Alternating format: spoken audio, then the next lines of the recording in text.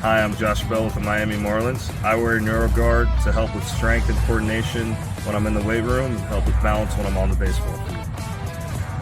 One of the most comfortable, reduces concussion, increases performance. You can't get a mouthpiece like that on the market. Not only is it a great product, it's super easy to use. I recommend it for any player at any age, at any level.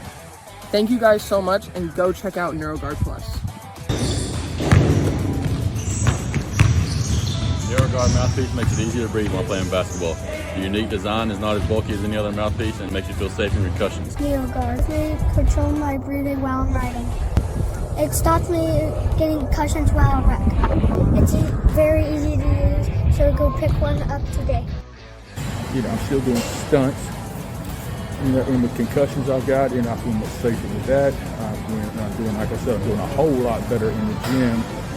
So NeuroGuard Plus, once this one wears out, you've got a customer for life, because I'm telling you people, NeuroGuard Plus is the way to go, and me, Mark Ash, says so.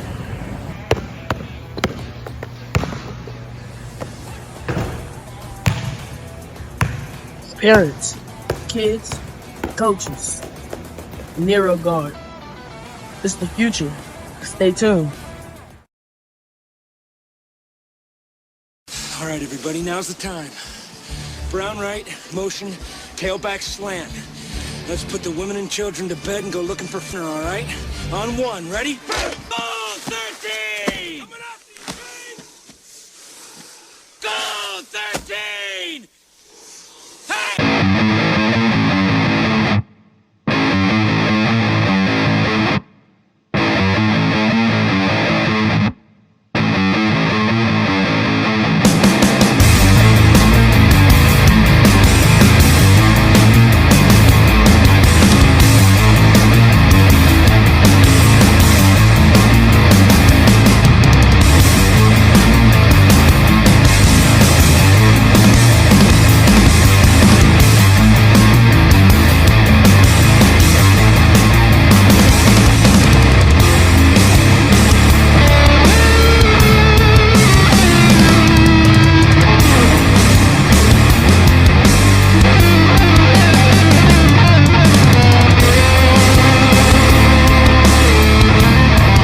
It is week 10 of the high school football season. Hello, everybody. Terry Bennett, Grant Goodwin here, sideline to sideline, the Class 4A, 3A, and 2A show.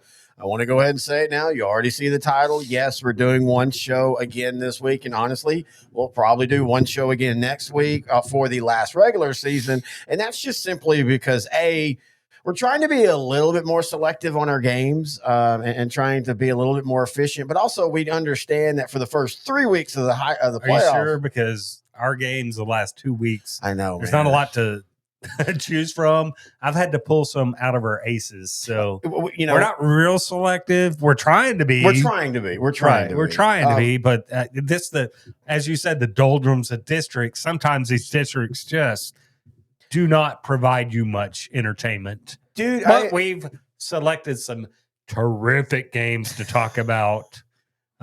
Even if one team might be 2 and 6. Junction. Because we haven't talked Junction all year because of who they've played. But they're not 2 and 6. No, but the team they're playing, they're really damn good. Isn't it LaPrire that's 3 and 5 or something There's like that? Somebody, it's like 3 and 5, and I put that on the 2A show.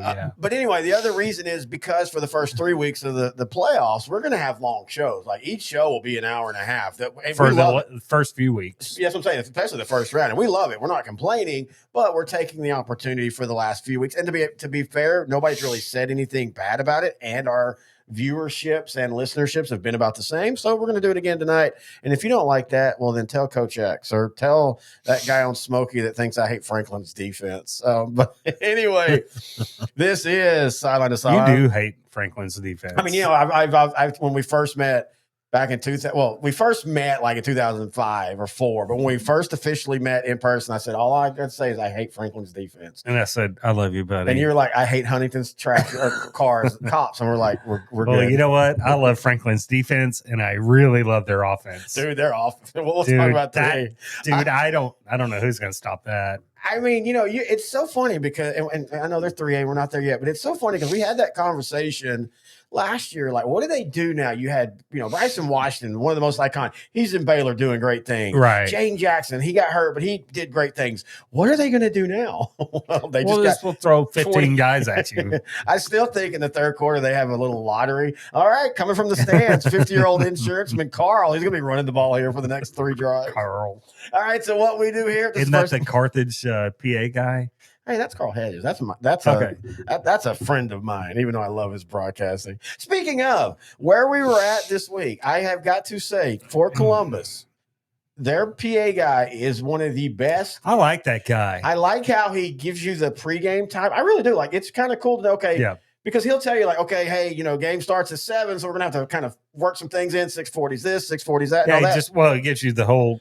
It gives you what the officials get. Yes, the game card. All right, it's 6:30. Players, will do this, and then at 6:45, players will come out. Officials go cheerleaders, and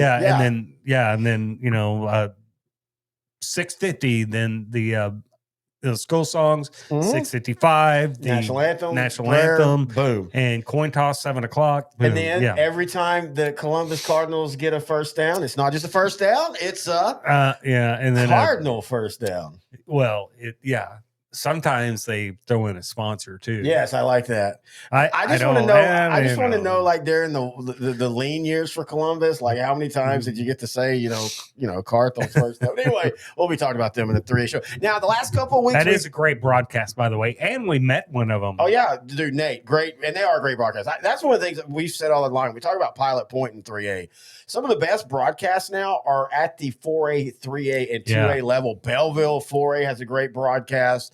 Again, Pilot Point in 3A, Columbus in 3A, and the radio station for Hitchcock, when we were in Hitchcock, that was awesome too. Remember, they kind of did a little game day experience on the field and stuff. They were a blast to deal with. All right, so if Hitchcock was a great experience if you like mosquitoes. Jeez, man, I've never been that inundated by mosquitoes in my life. That's the first time. The guy from the Houston Chronicle offered up a can of off for $50. Kidding, and I was about to pay him $100. And then he's like, "Nah, seriously, here, just take it." I've never had a mosquito apologize. That was 2 years ago, right? Me. Or last year? No, it was last year. No, 2 years ago. Last year was when Hitchcock beat Columbus on the Hail Mary. Oh, okay. I've seriously never had a mosquito apologize for biting you. So sorry, sir. This is what I got to do. And I'm like, it's okay. Let it go. My DNA. Anyway, genetics. So if this is the first time you've listened, I apologize for the first 8 minutes of this show. Normally we go a little bit more efficient, but we talk 4A, 3A, and 2A in high school football here in the state of Texas. We're on YouTube, so I know we get people outside the state of Texas probably going, who are these yokels? Hey, at least we're not like the Varsity Blues, man. I love them for what they did for Plano East and everything, but when they put them on the Varsity Blues, they went so over the top with their good God, Joe Mighty all Friday and all that. Anyway, so we talk all that, but before we do that, can I say Happy Halloween? Yes. Oh, hang on. As you can tell, our font, we have the boo font from our thing. Let's see here. I think we have some music. Hang on. Oh, no, hear me. What's the music? I can't hear. Right. Good ones here to stay. It's just Halloween music. Anyway, so happy Halloween. Are you a big Halloween guy? I like the drinking that goes along with it. I like the candy. I don't necessarily like my wife always wants to go to these Halloween parties. Is that still a and thing? Dress up? Oh yeah. Is it? It's more of an adult thing now. Well, I mean, but if you go, and I don't like to dress up, but I will play along with her. But if you go, some of the ladies take it over the top. Like, it's a slutty thing. So is that still a thing? Because I mean, yeah. So I'm now 50, and 10 years ago and 15 years ago, the age group I hung out with, that's what we did every year, and it was always slutty. Slutty. Yeah, I mean, all the girls did. All of you. Yeah, no, he would too. You should see what he looks so good in the bustier. But they would all do that. But I didn't know. I've seen him in garters before. That was just a random Wednesday though. We just walked in on him. He wasn't prepared for it. But anyway, oh my God, no. These are my mothers. Don't worry about it. Okay, Mr. Gein. But so I didn't know that was still. You must have watched the Ed Gein show on like Netflix 5 times. That's like now. your second reference. I know it turns me on. Sorry. I mean, not really. I mean, I turn the. Never mind. Just go, go, go, go. I'm just gonna say this. Quit laying out on me, man. You brought tears to my eyes. You brought the rain to the studio as it's raining in the studio. I'm just having fun playing. Oh, look at all the graphics. Have we never had those before? No, it's special for Halloween. Are we going to talk football tonight? Let's do it now. Well, we can't now because we've got to have, we're doing, okay, so we're flipping the script this week, 4A first, 3A, and then 2A. So that means first up is Coach X. This is a guy that's a t-shirt. Is real stupid.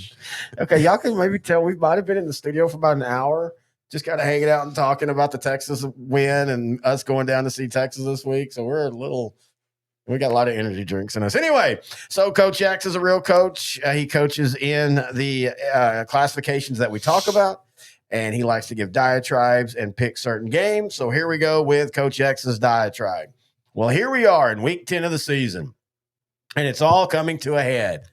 Yeah, that's right. I know it's almost over. Not football season. I mean, the world as we know it.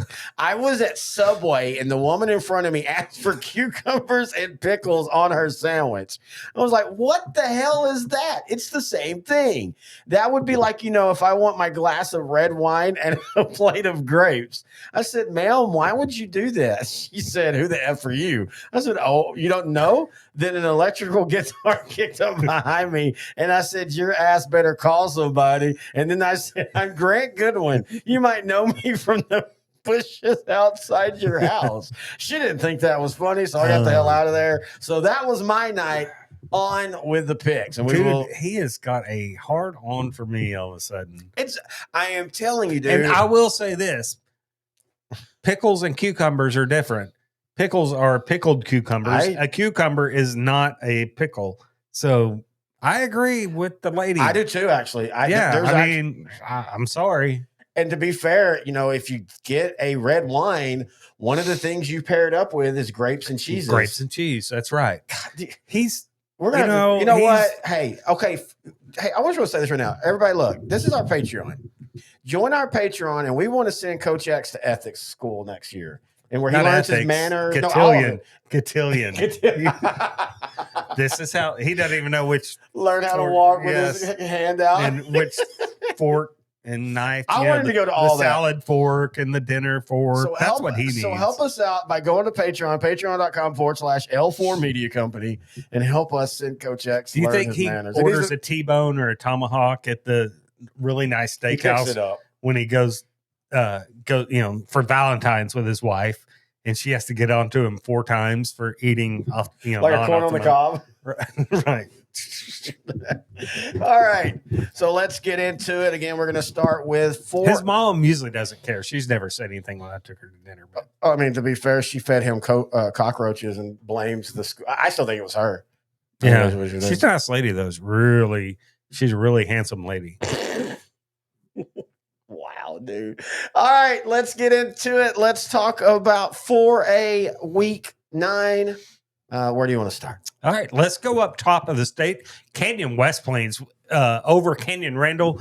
We thought, this might be for the district championship. Yep. Maybe not just yet because West Plains, Dumas, Randall, they're all kind of right there.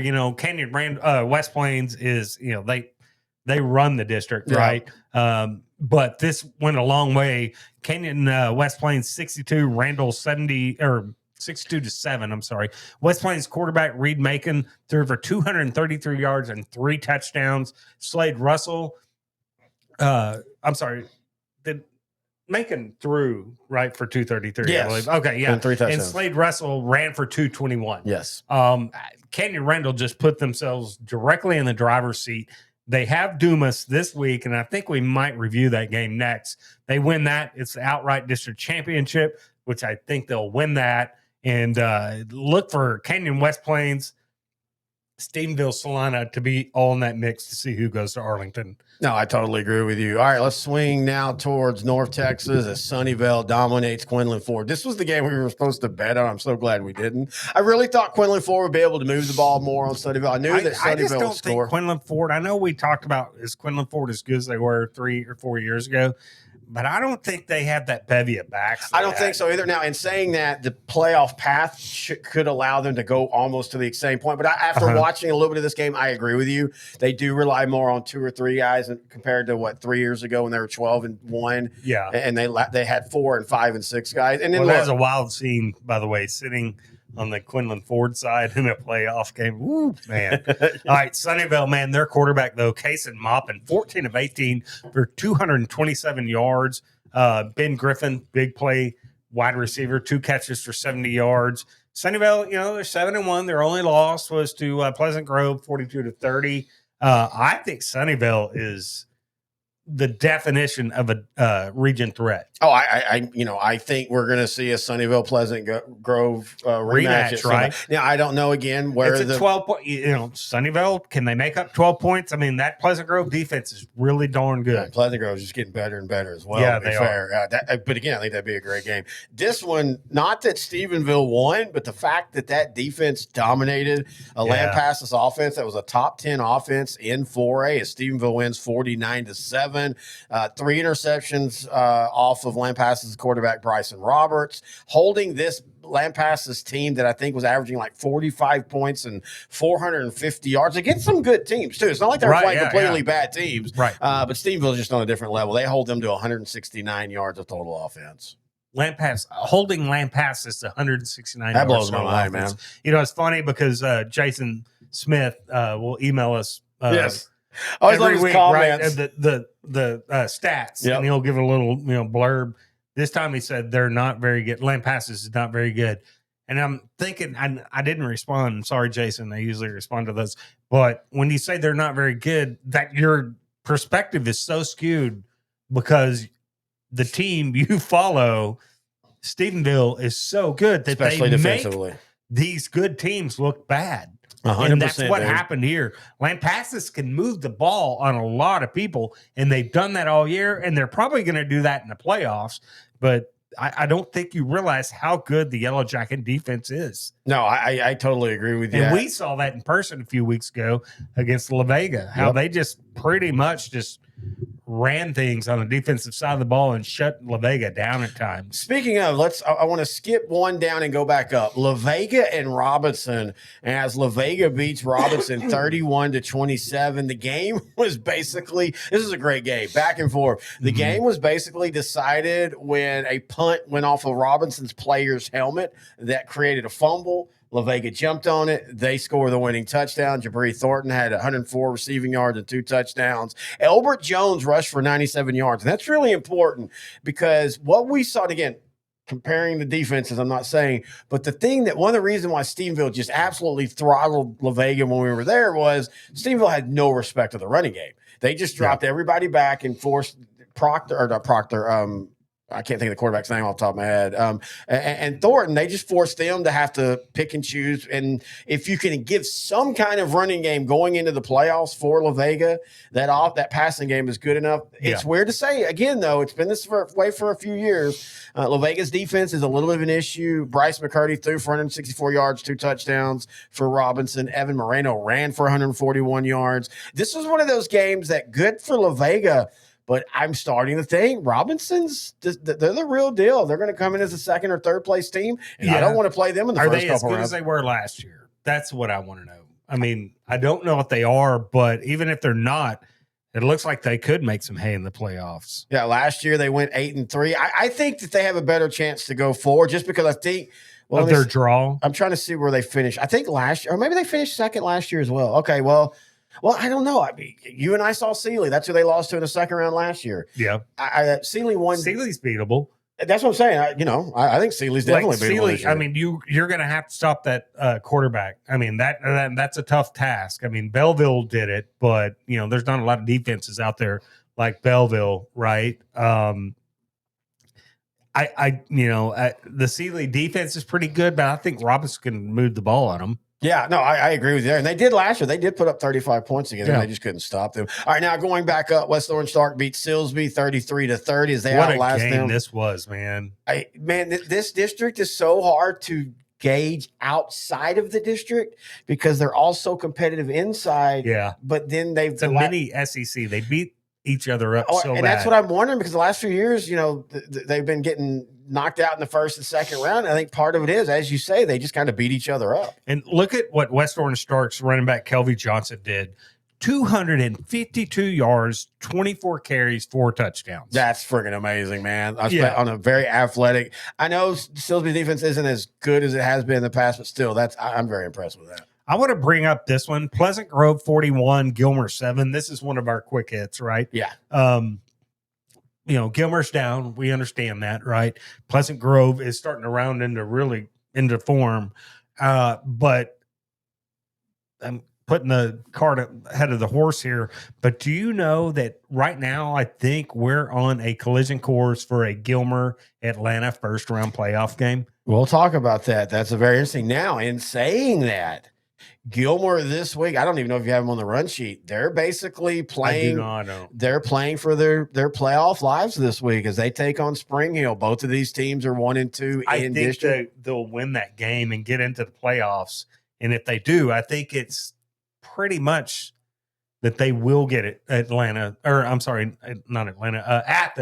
Athens first round. Yeah, and Athens will boat race them. But I don't think it's. I don't know. You never know, man. I'm telling you, dude, you get Gilmer in the first round of the playoffs. Athens is a lot better, but who's been there more? I don't know if that matters with this team when you only have. It does matter some. Not saying that. Look, I think Athens would win, but I think it's really, really hard when you're a team like Athens is coming out kind of from the cellar and they're getting better, and then you take on a Gilmer team who is down but has been there. And you get down these lower classifications like this, it's not always an easy task. I'm telling you, man. I know, and we always talk about first round playoffs. Weird stuff happens. To go to that game, maybe if it's a by district, if that happens. All right, how about Bay City 35, El Campo 17? One of the best rivalries in all of Texas high school football, and Bay City leaves no doubt. Yeah, this is the second year they've won it in a row after going many years where they didn't. It's a rivalry that's one of the oldest, but it kind of died, as Bay City had struggled, back in the day, and they started kind of righting the ship in 2022, and a really good win for them.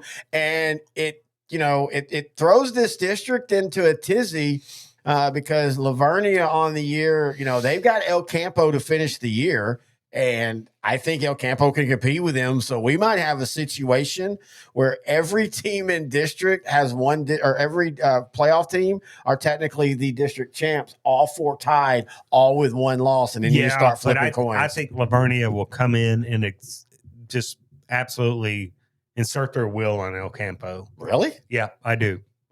Interesting. We'll be talking about that one next week for sure. 2 or 3 touchdown win. Oh, for, wow. Lavernia. Oh, yes. Let's please remember to talk this one because and we have to see what happens this week, of course, with both of those teams.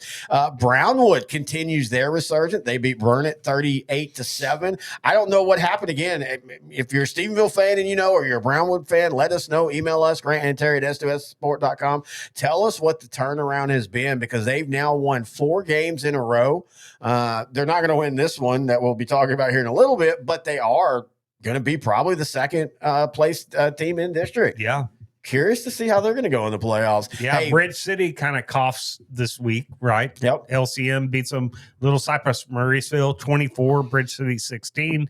Bridge City came in, undefeated, right? Yeah, but we talked about this game last week, and I think we both did pick Bridge, but we both said, again, talking like Sealy and West Orange Starks District, 10-4A Division I, man, all these teams are just I mean, you got LCM at 5-0.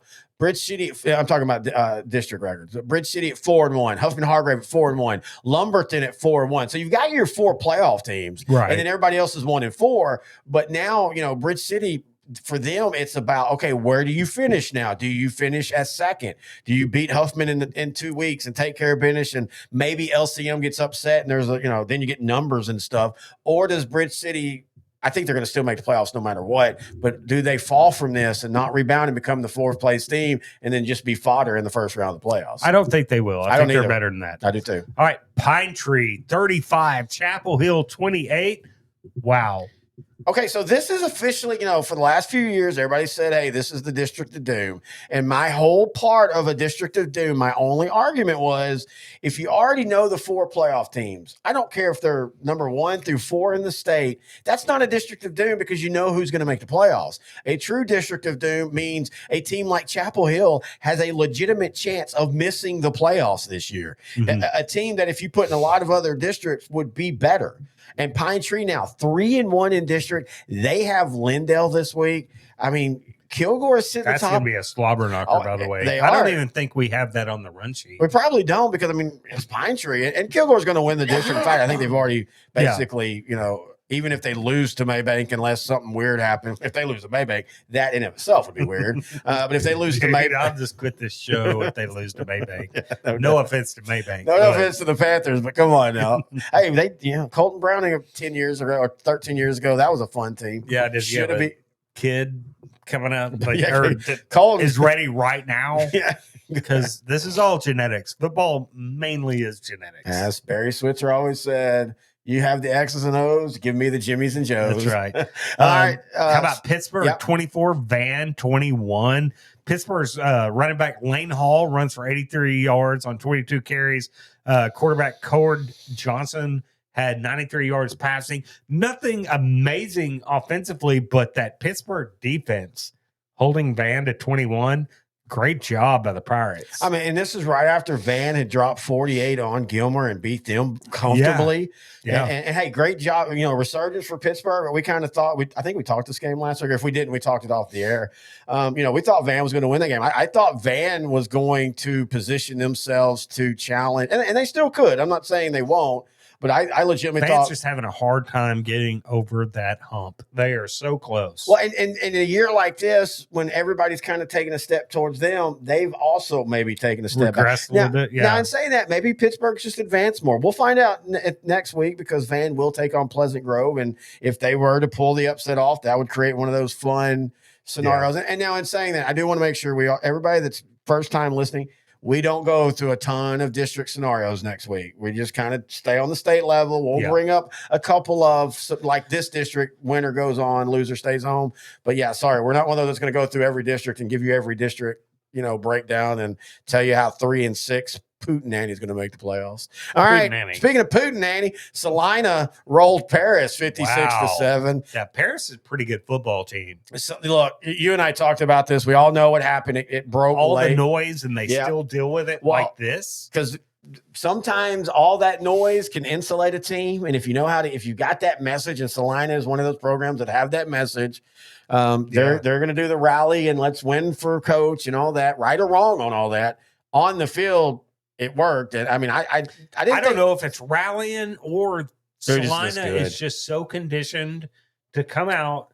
There's problems, and there are problems to them. They get into the locker room pregame, and it's still noise around them, and they're affected by it. But when they put those hats on and strap the chin strap on, there's no outside noise. I think that Salina is just one of those programs that can do that. This Salina defense held a very good Paris offense to just 207 yards of total offense. Yeah, just an amazing performance by them, and they keep on rolling. All right, we'll finish up with Fort Bend Crawford dominating Needville 39-7. Diedrich Polk ran for 173 yards. Alvin Mosley had 116 yards receiving. Polk is one heck of a running back, by the way. Probably one of the best running backs in 4A outside of our boy in Carthage, right? Yeah, KJ Edwards. Yeah.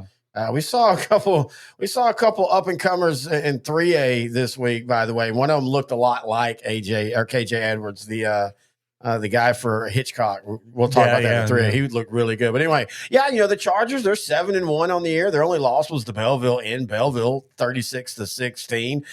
We talked about this as a team that once they get into the playoffs, if they can win district, this is a team that returned everybody, folks. New team last year, went 5-6. We were surprised that they were competitive that early. I know last year they lost a couple of thrilling games, including their playoff game. They lost by 7 to Worthing. If they played Worthing this year, they will beat them by 4 or 5 touchdowns. David Jackson's doing a wonderful job down there with the new program. And I really, really think this team's going to announce themselves during the playoffs. Now, I think they're already probably going to be up into 5A with realignment. Yeah. But still, I think, and we've talked about this, 4A Division I, man, whether it be them, whether it be San Antonio Davenport, whether it be Canyon West Plains. Now, I think West Plains will probably stay 4A this year. By the way, Snapshot is this Friday. Yeah, it is. Mm-hmm. I think West Plains will stay down, but 4A Division I is where the new schools start, and they'll instantly have success, and then they'll kick up into 5A. Right. All right, well, that's going to do it for that. Let's flip it around here, and now we're going to talk 4A previews of Week 10. All right, let's talk about the game that we're going to be at. Oh, hang on. For us in the studio, let me pull up our Ireland notes, our notes. Here we go. Wait, the preview. I can close that. Been one of those nights, folks. Thanks for joining us. All right, now let's talk about 4A Week 10, starting at the game that we will be at. And we understand, look, you and I both had Canyon Lake as a dark horse, and apparently, you know, they're okay. They're not what we thought they were going to be. And I kind of feel like we're going to see a pretty dominating win, but we really needed to put some eyes on Davenport. Right. Because I'm starting to feel like Davenport could be this year's Bernie of a few years ago that, you know, was good, not great, but then hit the playoffs, started rolling, and you can make the case they probably should have won state. It kind of fell apart on them in the fourth quarter. I can make that case for Bernie. I don't know if we can make that case for Davenport just yet, but that's why we're going to see them, right? Yep, exactly. That's exactly why we're going down there to see them. But let's look, this Davenport defense is going to be stretched with Canyon Lake's quarterback, Jace Wheeler, around 2,000 yards passing, really good running back, Graham Simpson, Peyton King at receiver, big weapon. So I think Canyon Lake can go in and challenge this Davenport defense. No, I do too. But can Canyon Lake's defense stop Barrett Fallon? Yeah, he's got 1,500 yards rushing. Tristan Torres has 1,600 yards passing. Caden Scott, a go-to wide receiver. I think this is going to be a little bit higher scoring than what people think. I do too. But I do think that plays right into Davenport's hands, though. Right? Yeah, I think Canyon Lake wants to muck it up a little bit. Yep. Right. I totally agree with that. And for Davenport, I mean, on the year, dude, 51, 66, 47, 49, 63, 57. The odd Fredericksburg held them to 23, but they shut out Fredericksburg, so it didn't matter. Now, I will say a little bit concerning, and this is no knock on Uvalde.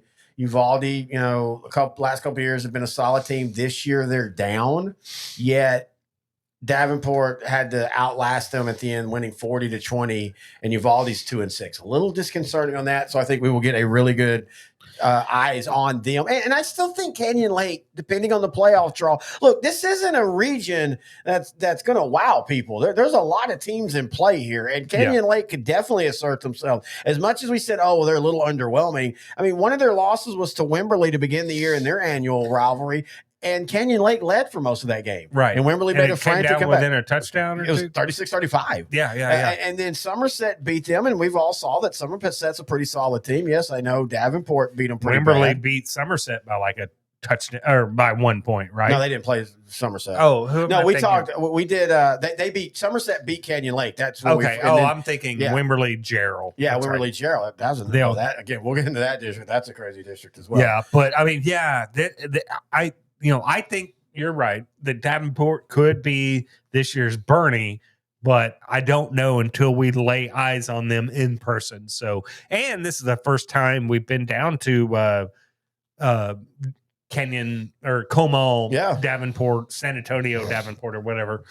So really cool to see. I can't wait to get down there Friday. All right. Hang on. Oh, yeah. The Albatross. Here's what Coach X has to say. Canyon Lake versus Davenport. I went to a school with a guy named David Davenport.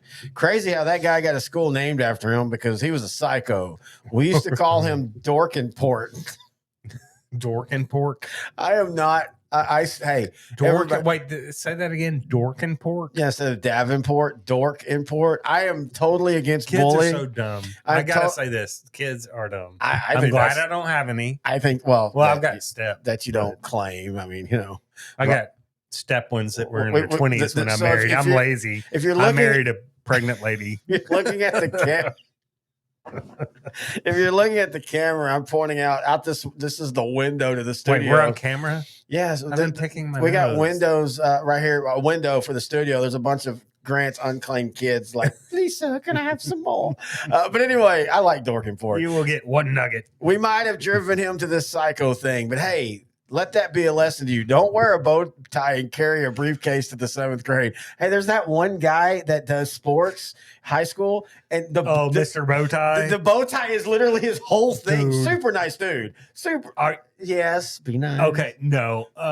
Well, Is he a dork? I'll Is he agree a because we'll Dorkenport? probably have to see him Is he a again. Dorkenport? But everybody in every press box, you're in there with Mr. Bowtie.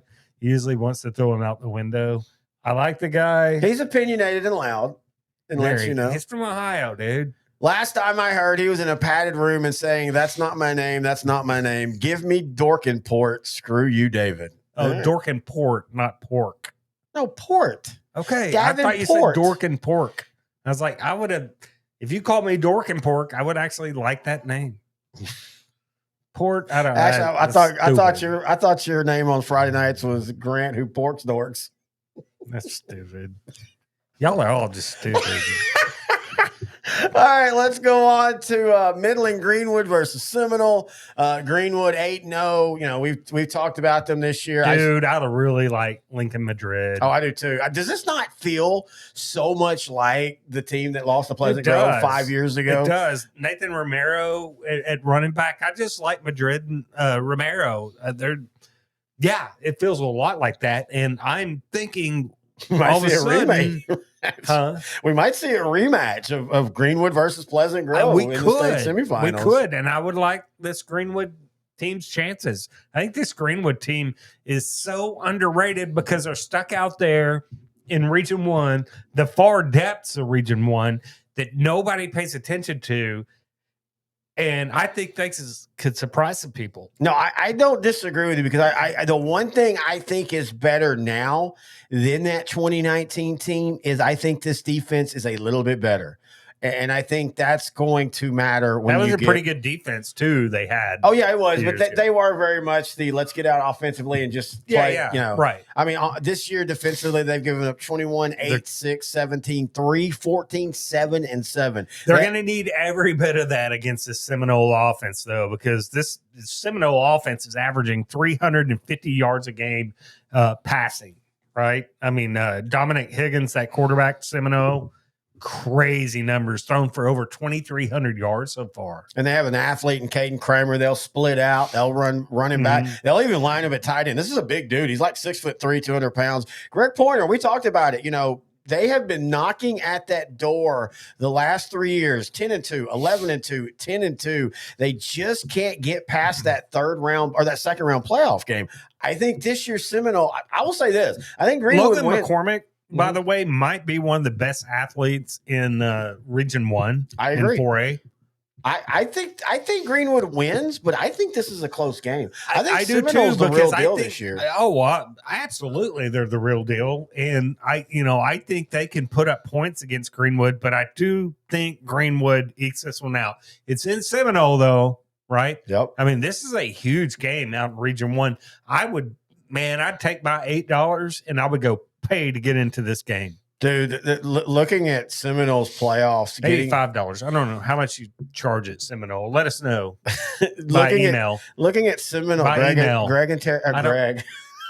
Greg and Terry does those for. I look at Greg. Do you know what you don't hear in that? What? Coach X, Grant, and Terry at S2Sport.com. Is that why you do that? Yeah.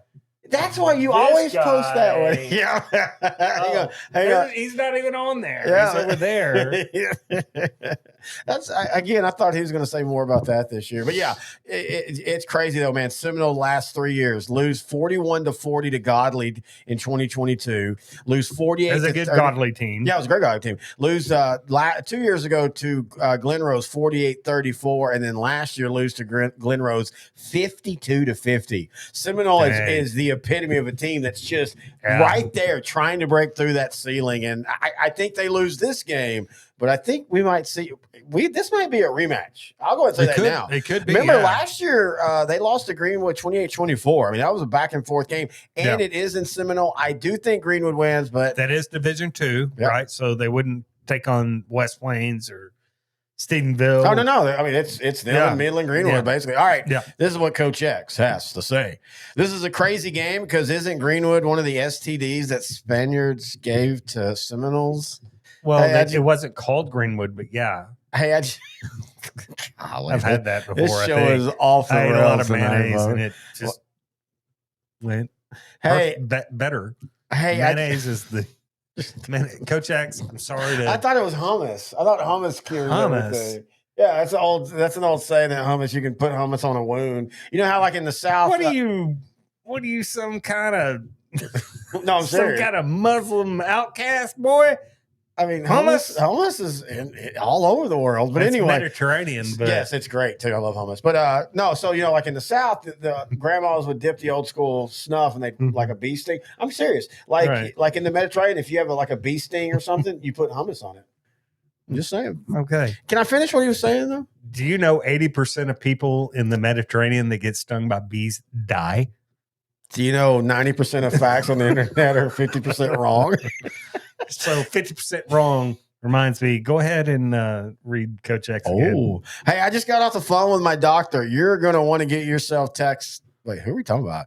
You're going to want to get yourself tested. We're talking about drippy dongs here. So now we've entered the Grant portion of the show. That's the clap when it drips. Seminole wins. And on behalf of all of Spain, I apologize.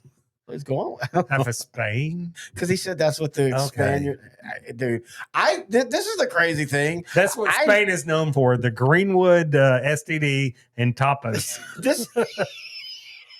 This is the Love weird. Me some tapas. So this is the weird thing about this show. You and I are the way we are because you got in the studio and we waited for about an hour. We had some drink. But this is a coach and educator writing this at like 9 a.m. on a Tuesday. Where is he in his head with some of the things he said? Right. I'm just a little confused about that. All right, what's next? Maybe why his team is like 1 in 99. Over the last years. I'm kidding it. They're not 1 in 99. I know we got to talk about that. They got beat by a touchdown by a very good team last week. I didn't realize that when he he went off to Oregon, he took a job on the defensive side. He wanted to enlighten himself on the defensive side, and apparently the coach and the defense coordinator are getting pissed because every time on second down when they're on defense, he's like, "Let's punt." And they're like, dude, we can't punt. We don't even have the ball. No, let's just punt. Trust me, they won't see it coming. So now we know why they've struggled. Quick kick. Let's quick kick it. All right, now let's go all the way into East Texas in a game that I will honestly say, if you'd have told me even 2 weeks ago, we would have it on the run sheet. Pittsburgh versus Pleasant Grove. But hey, man, Pittsburgh with a huge win. And the Pirates, I mean, they're not all the way back, but they are. You see, for the first time in a few years, a team that is building and moving forward. Yeah, and with the right draw, they could do some damage in the playoffs.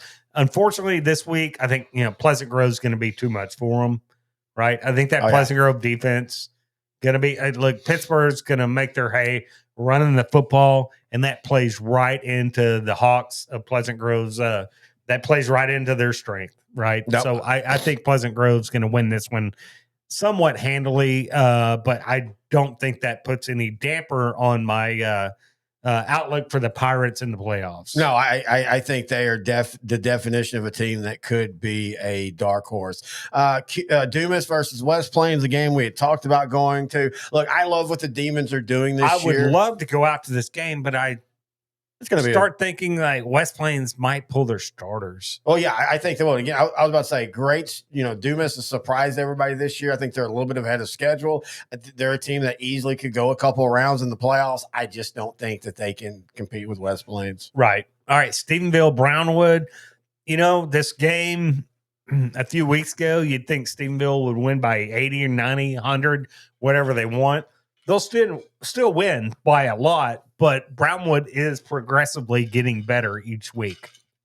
Yeah, look, man, we pronounced the Lions dead after they started the year 0-2. And I put this on there because there wasn't a lot of great choices to talk for games to talk about here in week 10. Right, and this is a rivalry game, and we have seen in this game one of the best rivalry games in the state. And this is rivalry week. If you notice, a lot of our games are rivalry or used to be rivalry games or new rivalry games, as we'll talk about the next one. But I think Stephenville wins going away, but it wouldn't shock me if in the third quarter Brownwood's at least in distance, not close, but 21-7, 28-7, and then Stephenville ends up winning 42. Within distance, like 3 touchdowns. That's what I'm saying, like 28-7, maybe 3 touchdowns. There was a time but I do think Stephenville blows Brownwood out. Yeah, I do too.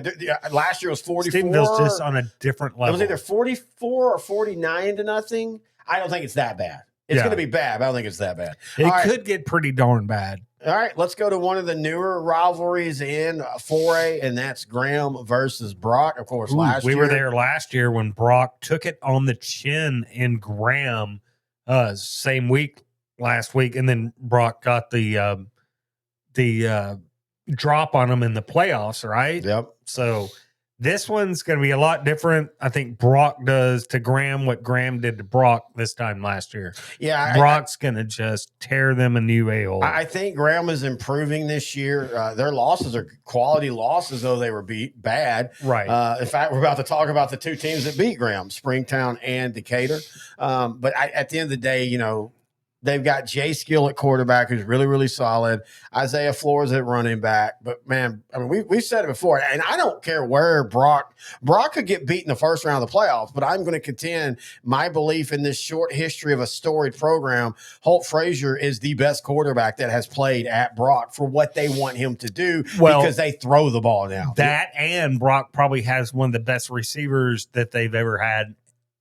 With the Colt Matlock. I still contend if it wasn't. Matlock might be one of the best receivers in all of Class 4A, right? And I contend that I know KJ Edwards is probably the favorite, and he should be, but 4A Division II Player of the Year, Colt Matlock has to be up there. He has now scored every way possible outside of discussion in the playoffs. Yeah, because that's coming to fruition. Oh yeah, and the two will probably play each other. Again, so we'll get to see. You think that Brock can hang close with Carthage in the playoffs, right? I actually do. Again, where we're at right now, I think the only thing Colt hasn't scored a touchdown on is a passing touchdown and maybe a rushing touchdown, but I actually think he's had a rushing touchdown as well. I mean, this kid's he does everything for the Eagles, and I think they'll have probably does laundry for him. Probably does. Let's see, stripes the field. Well, you don't have to stripe fields anymore because stupid Coach X turf. have anything on this one? Oh no, he only has one. Can we bring back grass? All right, please? let's go. Yeah, man, Gonzalez. I was talking with Coach Creighton Phillips, the Laga Vista show, and he was like, "Man, it's just it was nice to just Goliad has the nicest grass ever." And I'm like,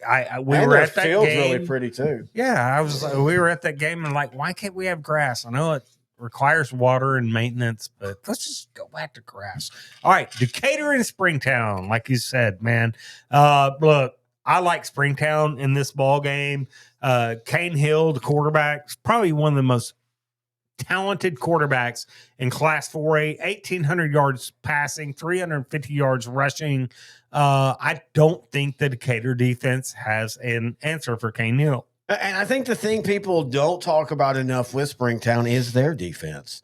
They held Joshua, who upset them last year, to 9 points. Graham to 7 points. Shut out Kennedale. Held China Springs to 7 points. Now, I'm not going to list the others. They're all great defenses, but they were playing the Fort Worth schools. My point is, though, against really solid offenses, they have right now. In saying that, Decatur is definitely going to be the best offense. And I think Springtown wins this game. I think it's close. I think Springtown wins this game. You do think it's close within, 14 points? Oh, I think it's a 7-point game. Oh, do you? I think Springtown wins this one by 14-21. If they do, I don't disagree with you, but if they do, then but everybody else on notice. Stephenville just get tastier and tastier because I think Decatur is a dark horse in the playoffs with Jake Milligan at quarterback, Chase Berg at wide receiver. They have an offense. I mean, they always have an offense. They got two really good running backs. Decatur does, and Fletcher and Milligan. Jamari Fletcher, Jake Milligan. And let's remember this: their two losses were to Brock, where they put 31 points on Brock, and that was a valid 31. It wasn't like Brock jumped out 52-0. Points. Yeah, and then they lost to Argyle Liberty Christian 35-24. All right, what does the Albatross have to say on this one? He didn't say this. Oh, he didn't? No, his next one is Belleville Madison. Oh, well, let's go into Belleville Madison. Let's go into Belleville Madison. Man, Belleville's averaging 245 yards a game on the ground. Look, we've said this. And when we saw Belleville against Sealy, we went down to see Sealy because they were the top 5 team. Still a good team. Still a really good team. But I walked away. Rarely do we go see a certain team and come out more impressed with the team that they were playing in Belleville, man. Belleville is going to be one of the toughest outs because your defense better show up because they are going to hit you with knockout punches every time on the out. They're the 4A version somewhat of what Franklin is in 3A. They just keep coming at you, and your defense cannot hold up against Kendrick Turner and Travis Turner at running back. That you're going to be beat up, man. This Belleville team, at least offensively, is dangerous, and their defense is pretty darn good too. All right, here's what Coach X has to say. Dude, I just found out that Belleville has a restaurant called Trump Burger. I now have a new favorite team. I heard they make a great Trump soda. Get it with extra ice. Review said the deportation burger will put you into a food coma so deep that when you wake up, you'll swear you're in El Salvador. Belleville wins. Huge. We've seen huge Trump Burger in several towns we've been through. But last week we stopped in Belleville at the Belleville Meat Market. Oh man, that was a blast. Saturday when we got back, I put all that sausage and that bacon wrapped pork tenderloin stuffed with dirty rice on the grill. The dirty rice, how was that? Oh, was dude, it? I thought it was gonna be. And the sausage was good. It was garlic sausage, pork sausage, and then it made a turd. All right. On that note, I have Belleville winning, by the way. I think Madisonville with Jaden Belleville Simpson by can keep 14 it to close. 21. Yeah, that's what I was to say. I think Madisonville can keep it close, but I think Belleville. Look, the whole thing with Belleville is Jaden Simpson, that running back from Madisonville's pretty darn good. Yes. So the Belleville defense is going to have to show up. He's got over 1,500 yards rushing. And the whole thing for Belleville's offense is always going to be, as long as they're staying within the chains, they can beat anybody. But if you do like Gilmer did in the state championship 2 years ago and just make a play or two every other drive that forces a 2nd and 18 or a 2nd and 15, then you have a chance. Yeah, but it just seems like that Belleville offense is always going forward. Always pushing forward for 1 to 2 yards on a bad play. Yep, I totally agree. 7, 8, 9 in the fourth quarter when they've already beat you to hell. Right. So I would hate to play Belleville in the playoffs. I really would too. All right, that's going to do it for the 4A section. We're going to take a young Belleville team, by the way. It very much. Remember, one of their starting running backs got knocked out early in the year. Belleville next year. I mean, they're going to go a long way this year. Belleville next year, it's going to be special. 2 years. Oh, all right. We're going to take a break. When we come back, we're going to do it again, re-rack it for 3A right here on Sideline to Sideline, the 4A, 2A, and 3A edition.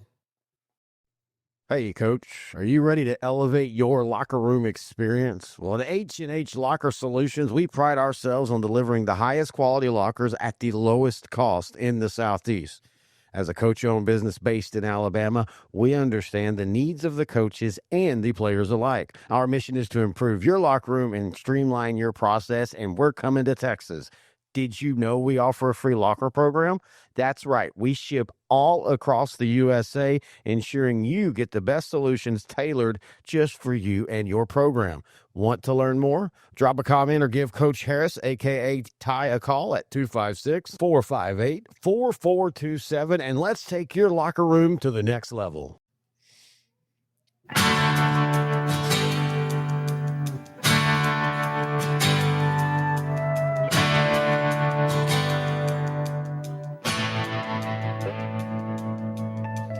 All right, good one back here, sideline to sideline. 4A in the books. Now we turn our attention to 3A. Want to thank Big Country Blitz for being a sponsor of this segment. Go to Big Country Blitz for all your Big Country, not only high school, but they also do college, pro. And of course, we'll have a Big Country episode this week. I will record that on Wednesday night or Thursday morning. And then a lot of our game recaps come from there. Yeah. Out in that Big Country come from there. And they have the most comprehensive write-ups from a game. You read about a game at Big Country Blitz, you know exactly what happened. It was almost like being there. Yeah, they're really good at what they do. Cody does a wonderful job, and we do appreciate them being a sponsor. I love doing the Big Country Show. All right, so before we begin on 3A, I got to take off I want to take off this and put us back on the screen because I want to thank the Columbus athletic department. Jeremy Hargrove, one of our longtime listeners, a Columbus through and through, a Columbus Cardinal legend there. He played junior college football. I said, hey, man, he showed me this hat a couple weeks ago when he went. I said, next time you go there, let me know and we'll buy a hat. And we ended up going there anyway. And I told him, hey, we're going to get a hat. He just had Coach Schobel give us one. Yeah, he reached out to Coach Schobel, and they gave us 2 of these hats. They're really cool. It's their state championship hats. It will go up on the wall. We always like to celebrate with it here, and then we'll go up on the wall. And I think what we've decided is every time we get a new hat, we'll rotate the older hats out, because the whole idea is, and I'll show a picture eventually, we have a whole wall back here, of course, that we want to just load up with hats and spirit rags and bells and helmets. Anything that, if y'all would love to donate to it, again, email us, Grant and Terry at S2S. I got an ex-wife that have a lot of spirit rags for you, if you know what I mean. It's been a long night. She folks. was mean. Like we're sitting on 7 layers of towels because somebody keeps kicking their drink I like didn't a football. kick it over. I had a lid on it. I squeezed it to pick it up. The lid fell off. It slipped out of my hands. And woe is me, I'm human. I made a mistake. Sorry, Mom, for spilling milk. How many times every year in the studio do the floors need a new You know mopping? what? You're like that. You read about that story about the family that their 12-year-old kid went to school, and while he was at school, they packed up and moved, and the kid's like in foster care. I'm like, if I had $1 every time my parents packed up and moved while I was at school, I'd be a rich man. Oh man! But I kept finding those bastards. All right. Surprise! It's me. You can't get away. All right, let's feed me. Oh, I'm a leech. I'm a kid. I'm going to suck all your resources out. I'm sorry. I love kids. So. I promise I thought this was a good idea to do the one show again because they'd been so efficient. Tonight, not so much, but we've had a blast. It's that time of year, man. We're running that's your on. Fault. We're running on. That was your call. That's your fault. We're running on caffeine. We need a leader on this in this company, and you're, sir, you are no John F. Kennedy. Okay, Lloyd Benson. All right, let's talk about the game. Lloyd Benson. How many of our listeners, if they're younger, will know what you're talking about? He was a Texas Democrat legend, man. He said one of the best lines ever. I know John F. Kennedy, Mr. Quell, and you, sir, are no John F. Kennedy. All right, let's go to week 9 3A reviews. We focus on the 3A world, including a game that we were at. And I'm going to say to all of y'all, Columbus fans as well, Jeremy Hargrove, don't tell me, we were going to our butt kicked. We got too many injuries. And then put the performance that y'all did on a really good, solid Hitchcock team. Look, I will say that was a suffocating defense, like a demoralizing. Both of them, but especially Columbus. That was a demoralizing defense. Hitchcock, their only hope, after trying to go midline a few times and throw the ball over the top a few times, right? They figured out, okay, maybe our only way is outside off tackle. Yep. On the edges. Nope, didn't happen. Columbus had an answer for everything Hitchcock did. I would hate to play Columbus with that defense in the playoffs. They are just nasty. And again, and they're physical, man. They're physical. They play sound, disciplined football. They wrap up. They hit hard. I know the offense struggled, but you know what? It's hard to say what the offense did because it was against such a great defense. They struggled in the first half, but in the second half, they came out and they started moving the ball, and John Schobel started hitting throws. And by the all way, of a sudden, I know the wind was helping a little bit, and this game was weird because this was a classic. Neither team. It only made a difference in the first quarter. Yeah, that's what I was about to say. That's what I felt too. The first quarter, I think the wind affected Columbus offensively, because Schobel was they weren't throwing the ball real well. They threw it a couple of times into the wind. After that, they kept it on the ground. They closed their offensive playbook, said we're only doing this. After that, the wind didn't matter to this Columbus offense. It started clicking. Yeah, I agree. And this defense is better than last year's defense. Yeah, this is one of the best 3A defenses I've seen in a long time, folks. Dude, you give any 4A team this Columbus defense, and they would win a lot of games. Yeah, because this is a nasty defense. For them, the issue is they are very beat up on offense, and we'll see. But man, I'm just saying it now. Columbus Franklin. Oh man, dude, we're there. You're talking about force versus force. Are they playing in Cedar Park again? We're there. They can play in Guadalajara. I'm going to that game. That Columbus. And you know what? If Hitchcock, Boys Town in Guadalajara, if Hitchcock, nice. If Hitchcock, Walter go out with us. Walter Commander. He's probably just like us. He's got a plaque in Boys Town with his name on it. He's probably got. But and in saying that, if Hitchcock played Franklin, same thing, man. Hitchcock's defense went blow for They're blow. good. And it's hard to tell these two offenses because of how good the defenses were. Yeah. So anyway, great game. Peaster versus Ponder. Peaster wins 28-8. Hagen Halliday came up with a couple big sacks. The defense was in Ponder's backfield all game long. 3 sacks. Hudson Sells runs for 149 yards on 29 carries. Luke Gray went 13 of 20, 132 win. Hey, this is a professional win. I did think Peaster. I went back and watched. I think it was good for Luke Gray to go 13 of 20. I know 132 yards is not like a ton, but what happened against Paradise, that could have damaged it a little bit. You know, he lost that fumble that Paradise was able to scoop up, score, and basically win the game when Peaster kind of had control of the game. He shook that off this and week. he shook that off. And Ponder's a sneaky good team. Oh yeah. Ponder's going to be fun. Ponder just needs a year or two, right? Yeah, I think Marcus Schultz is building it there, and they've got a quarterback that's now a junior. I think, again, we don't know where realignment takes everybody, but yeah, Ponder still has a real good chance to make it as the 3rd or 4th place team. Hardin shuts out Anahuac 38-0. Javion Watley ran for 165 yards on just 16 carries, but more importantly, man, this Hardin defense holds Anahuac to 83 total yards of offense. I mean, that's crazy. In today's era, in 4 quarters, yes, 83 yards. In today's era, where you're just all you need is one defensive guy to slip, and you get a big play. Well, when you're spreading it out, yes, and they have now. Anahuac doesn't spread it out, but I mean that tells you that this Hardin run defense is damn good. I mean, look, we haven't talked about them enough. They're ranked 8th in the state. Chad Taylor coming back from a 7-4 team that returned 19 returning starters. I know we had them making the playoffs, but I think we had East Chambers ahead of them. And East Chambers is really good this year. In fact, their only loss is to Hardin in district, 43-21. But Hardin, I'm starting to go, okay, you might be making a little bit of a run here now. Me too. I think that too, and we just might go out and see Hardin against Kirbyville next week. It's in Kirbyville.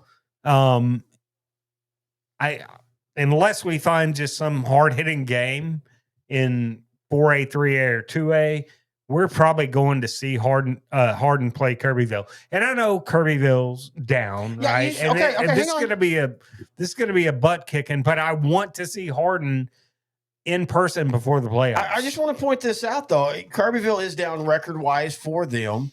Seth Hubbard, who feels like he's been there forever. But you look at who they've lost to, Shepherd and Bridge City. They lost to East Chambers last week, 58-52. So it's not like Kirbyville is one of those 1-3, 3-5 teams. I mean, I don't think they'll beat Hardin by any stretch if we go see them. But I think they can give Hardin. And again, this is all new to Hardin. This is, you talked about this earlier. Like, when this is the first time you've done this in a long time, you got to have moments where you're going to kind of maybe take a step back. Oh, is this, where would we stay? Where would we eat? I figure there's a good old hotel in Kirbyville, right? I mean, we could eat in Jasper on the way. Yeah, but we've been told that it might have gone down. We're told it's down. I don't know. If you have any suggestions, email us, right? Yeah, Grant and Terry at S2SSport.com. All right. Wichita Falls City View 34, Holiday 27, man. City View used a balanced offense to pull off the win here. They had 184 yards passing, 198 yards rushing. Yeah, this might be one of the best wins that they've had in a long time. And it's funny because sometimes the team, they've been a team that we've talked about all the time. They knock it on the door, trying to get into becoming a true region threat, that they always seem to fall just a little short. And then this year they've been, they kind of up and down. They start out 2-0, then they lose to Vernon 27-12. Good loss. Vernon, we've talked about how impressed darn good. Then they lose to Jacksboro, who a team that had struggled coming into district. Now, since they've gotten into district, Jacksboro's righted the ship, and they're 3-0. But I think to beat Holiday in Holiday, yeah. I mean, we all remember a few years ago the famous Holiday beat City View 3-0 on the game. Mutter. Yeah, Coach Johnson, Mike Kitcher's a mutter. Frank Johnson's last year there, and it was right before they put the turf down. And it's the field goal that hit the bar, bounced up, and then dropped in. A really impressive win for City View. Let's see how they build on it. That's how Texas is going to beat Vanderbilt. Hey man, week. I would go it's crazy. It's going to bounce off the crossbar with 0.01 seconds left and go through, and Pavia is going to go back to Tennessee a loser. All right, Troop 35, West Rusk 21. Man, Troop, look, you got a coach's son, Brett Wells at running back. Can't go wrong. Well, he ran for 206 yards, 3 touchdowns, and now Troop is 9-0. Find me a team in that region that would be a clear-cut favorite over Troop. Who would it be? Well, I mean, that's a pretty stacked region, first off. It is, but a clear-cut favorite. And by the way, I want to give them credit defensively, too. They had a couple of big interceptions. And, and you and I talked about it. We think West Rusk is a really solid team. Look, we do. 11-3A Division 2 give me Troop, man. Well, yeah, but I'm just saying 11-3A Division 2 with Troop, ARP, and West Rusk. Now, after that, it gets a little down. But those 3 teams, and we talked about when Troop beat ARP a few weeks ago, and now West Rusk will have to play ARP, I think. Is it this week? No, I think it's the last week of the season. Last week, That'll probably will decide second place. 11-3A Division 2 is going to play for a while on the top 3 teams. Yeah, I really like Troop. I like Troop coming into the year, and I like them closing out the year. Yep. I think Troop can be special this year. All right, Blanco 35, Lexington 33.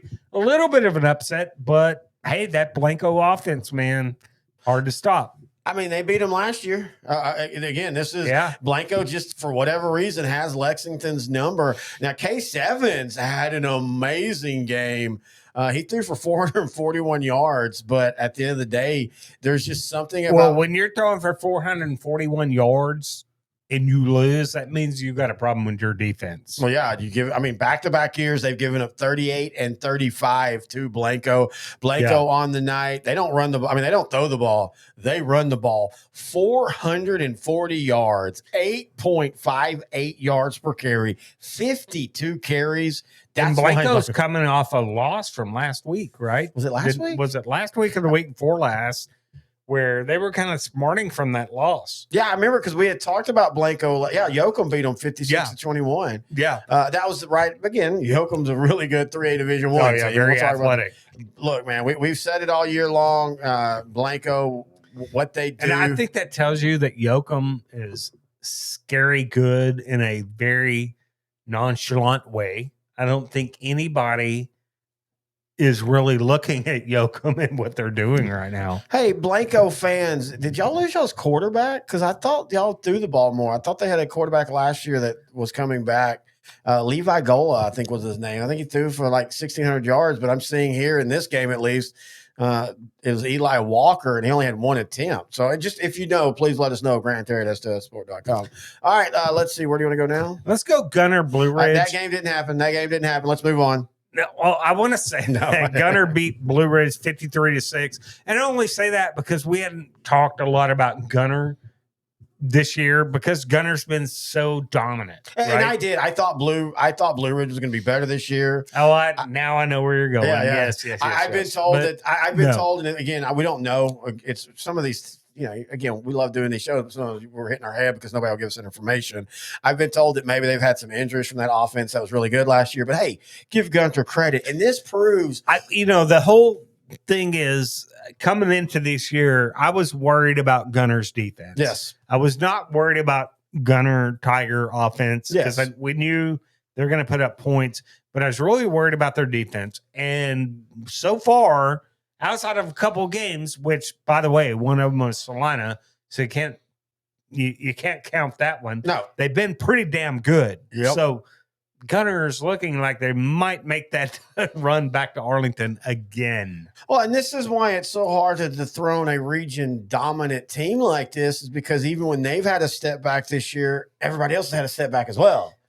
Bells is but even if they took a step back and everybody took a step forward, Gunner's still 14 to 21 to 28 points. I disagree with you on that. I don't know. Year, prove me wrong, because everybody else is because I think everybody else is also taking a step back. Okay, that's my point.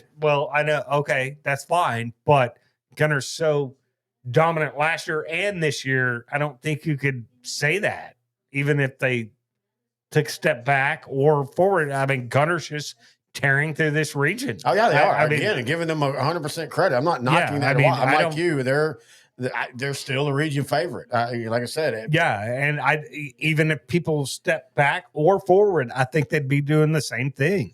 And there was not like a lot of teams out there in this region, even if they took a step forward, that would have been good enough to hold Gunner's job. I still think who held it last year? We both picked Gunner to win state last year. I know, but who held it last year? Well, that's my whole point, though. Is in a year, I'm just saying, in a year when Gunter is, we can all agree that this Gunter team isn't as good as the last couple of years, especially 2 years ago. I don't know. I mean, their scores again because but I don't know who's they're putting up the same scores as they were last year. Yes. Right. Because everybody in the region is taking a step back together, is my point. But I don't know that that's true because they're the same scores as they were last year. I don't know. I think I don't know that talking about it, man. That's why we love doing this, because it's such a circular conversation. I'm not saying I disagree. I'm not disagreeing with you. I'm just saying there's no proof of. Oh no, you're right. This is all conjecture and opinion. Right, 100%. Right. Edna 37, Goliad 28. Man, this came out of nowhere because Edna had been kind of struggling this year. Yeah, they had. And Goliad, we saw Goliad. Granted, it was against Todd Haven, one of the best teams in Class 3A, right? But they were a little bit competitive. And Edna comes out. Maybe they're getting their guys back that were hurt. Well, I mean, and again, we got to remember their losses were in non-district. No, they did lose one district game. Sorry, to Orange Grove. But Orange Grove, who's a solid team, lose to Refugio and lose to Bay City. You said it best one day. We were leaving a game, and I think it might have even been Garrison Wascom this year, and you were like, sometimes what we do, it's harder to calibrate because we're only seeing good against good. Right. And so we see Edna, they've lost 3 in a row. They suck. Well, look who they lost to. And since then, they've been on a win streak. Now, in saying that, this game was back and forth. It was a 21-point third quarter that sealed the deal for them. And, maybe it just took a little time for the coaching change and everything with Jamie Dixon moving over after coming from Blanco. Right. It's taking them a time. And as you always like to say, this is one of those. Any of these teams, Edna, Goliad, Orange Grove, are 3 teams I don't want to see in the playoffs in the first couple rounds. All 3 of those teams, man, District 15 3A Division I, I think might end up eliminating each other in a couple of these playoff games. All right, let's go to the 3A elephant in the room. Palestine Westwood goes down. Not only goes down, but gets beat handily. Teague beats Westwood 42-20. Look, this is the thing that I've always been worried about with Westwood. One, they can't stop the run. Well, they can't stop the pass either. In this game, Teague had 320 yards passing, 231 yards rushing. Yeah. Over 500 total yards of offense. Of course, 5 touchdowns. That's going to be Westwood's bugaboo again. And I don't know. I don't feel like this Westwood offense this year maybe is as good as they were last year. It's been hard to tell because of who they played. But I just, again, if they get hot, they can outscore a couple teams. But here's the problem. It's the second round. Well, here's the problem before that is Westwood has Fairfield this week. Oh, yeah, we'll talk about that. And Fairfield has probably, outside of Kavian Bryant, the best quarterback in the district, if not the region. No, I totally agree with you there. And he might even be a better overall quarterback. Right. With a better surrounding cast. Hey, look, speaking of quarterback, running back, defense, people need to start talking about Whitney a little bit more. Yeah. And I know Are they getting healthy finally? Yeah, well, as healthy as they can. Their starting quarterback, I think, is going to be out for the year, but they've been able to just completely, rectify that. Same thing last year when Jonte Johnson got hurt. It hurt them as a team, but offensively, they were still scoring points. Now they've had the issue with the quarterback being hurt. They're still scoring points, 59. And I know Mahé is down, and I'm not talking about Mahé. I'm talking about how they beat Grandview a few weeks ago, not only offensively, but defensively, holding them to 7 points. Yeah. Whitney, again, though, I as I say that about the 7 points, they're not quite as bad. They're not as bad defensively as Westwood. But in this region, what will hurt them will be their defense. Last year it was Palmer putting 41 points on them in that first round. I don't think Palmer would do that to them now. But if Whitney played a pilot point in the first round, they won't because, technically they could. I'm a little worried about White's pilot point. Whitney pilot point would be. Oh, it'd be a great game because Jonte Johnson at running back. I still contend he's one of the most underrated running backs in the state of Texas.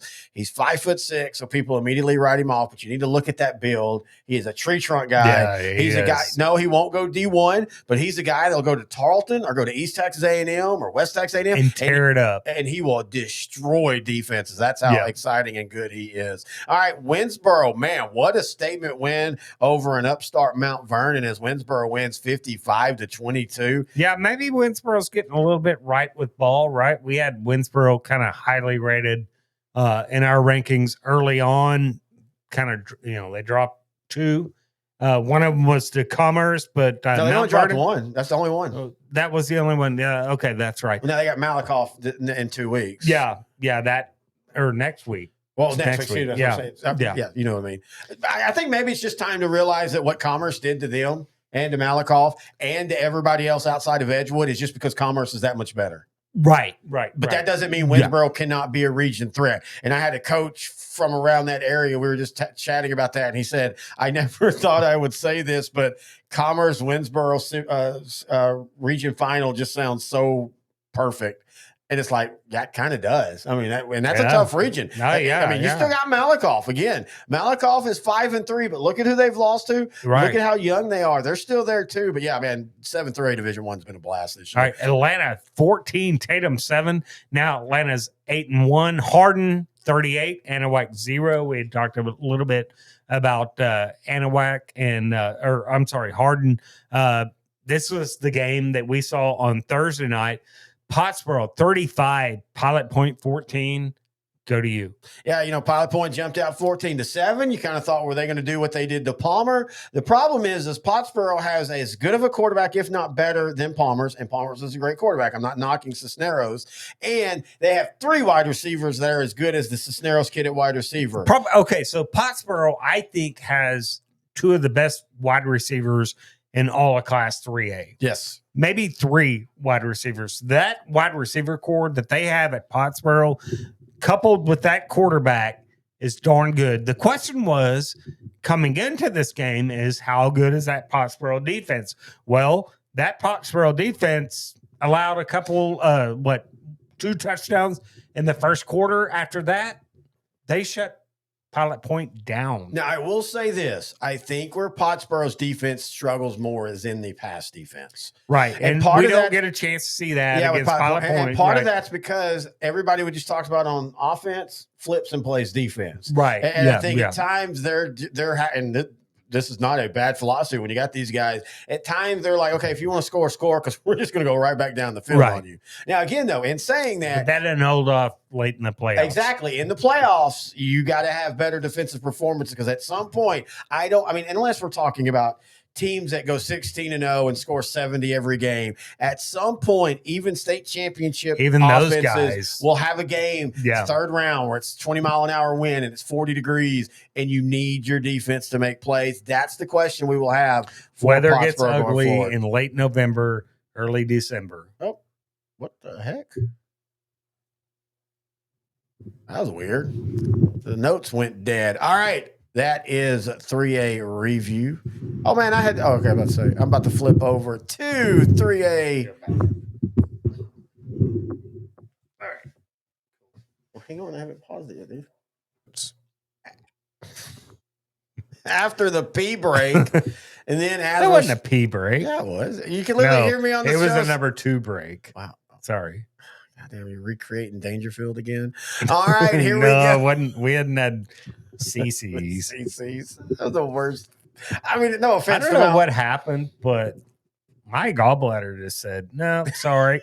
And the thing is it was instant. Like, if I hadn't eaten I know, dude. And if I hadn't eaten there, I would have thought you got food poisoning. Like, that's right. If I eat at CC's now, which I haven't probably since then, but I would wear a diaper. The weirdest thing, though, like, to that. It was like that, Would you powder me if I did? What is it with you in the diaper? I want to go and say, I like diapers. I want to say this right now. Every Halloween, he tries to talk me into him wearing a diaper on the show. A diaper and a fur vest, yes. And I still thank you, Chris Pacina, for my buddy Chris Pacina always gave me, you need to go in a diaper and a fur vest.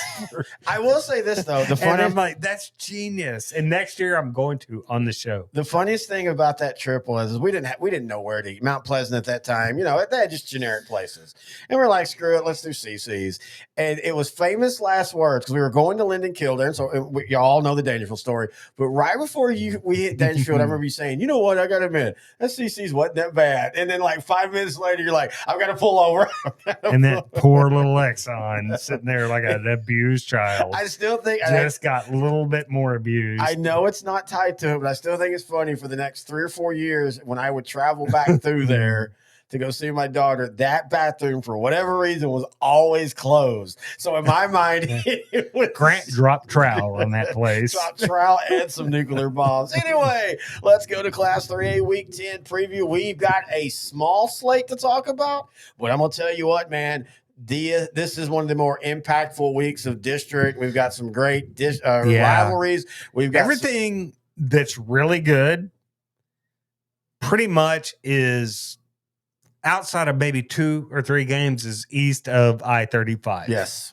Right? Yeah, this week. Well, and we'll start with one that's maybe I-20 here, Jim Ned and Clyde. Let's talk Jim Ned and Clyde. Jim Ned 7-1, 3-0 in district. Clyde 7-1, 3-0 in district. 3-3A Division I matchup, as you always say. How about pull up the run sheet?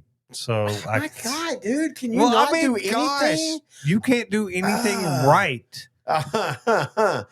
I'm the one who's going to be mopping the studio floor because of you. Okay, that wasn't my fault. Drinks and now you're on the right thing, so you're fine. That wasn't my fault. It was a faulty cup. I was going to give you a compliment before you became a dick. I'm sorry. You were right. It wasn't a faulty cup. It was all me. You have coined a great phrase.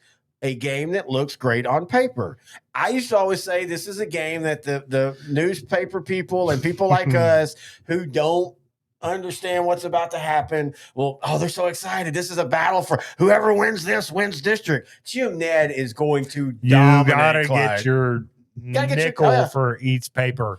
And I would be all over this. Jim Ned and Clyde. If I was out in the Abilene area and I'm a newspaper reporter, this would be one of my leading stories in the sports page, right? Because it looks good on paper.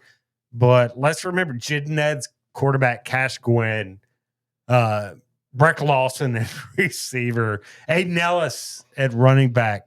Man, that we saw these guys in person against Wall, and I know Wall got a leg up on them by 3 or 4 touchdowns. Just on a different level, though, right? Man. But these guys can move the football. Well, Clyde 7-1. Their only loss was to Shallow Water, but it was 35-14. I think Jim Ned and Cash Gwynn come out on top here by 7 to 14 points. Oh, I think it's 21 to 28. I think it could be too. And in saying it's at that, Clyde, though. Yes, and in saying that, I think Clyde is a team that can go a couple rounds into the playoffs. I don't think this. I think this Clyde team at 7-1 is probably one of the most underrated teams. Yep. In Class 3A. Davon Wright at quarterback, Miles Wishler at running back. They have a pretty solid, big offensive line. They have a couple guys that are tipping 300.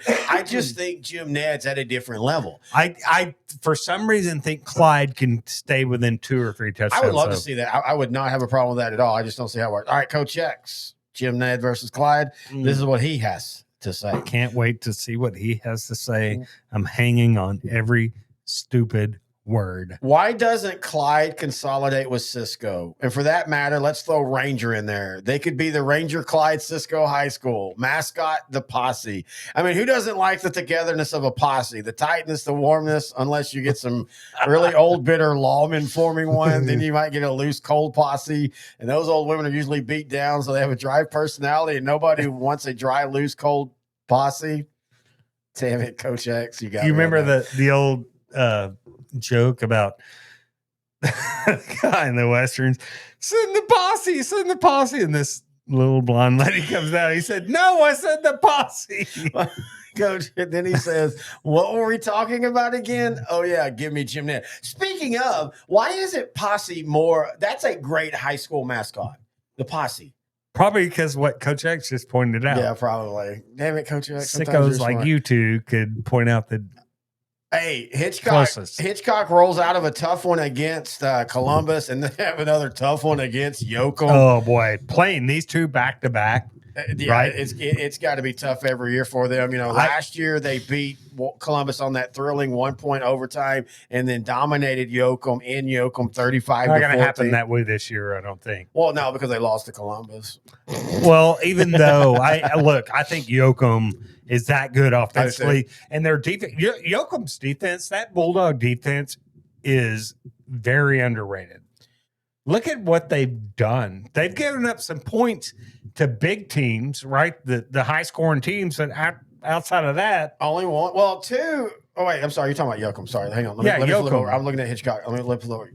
I mean, they gave up 42 to 4A Cuero. I mean, okay, I understand that. They gave it 28 to top ranked Columbus, and that wasn't all offense. Right. That was a lot of mucking up. Check those out, and look what they've done defensively.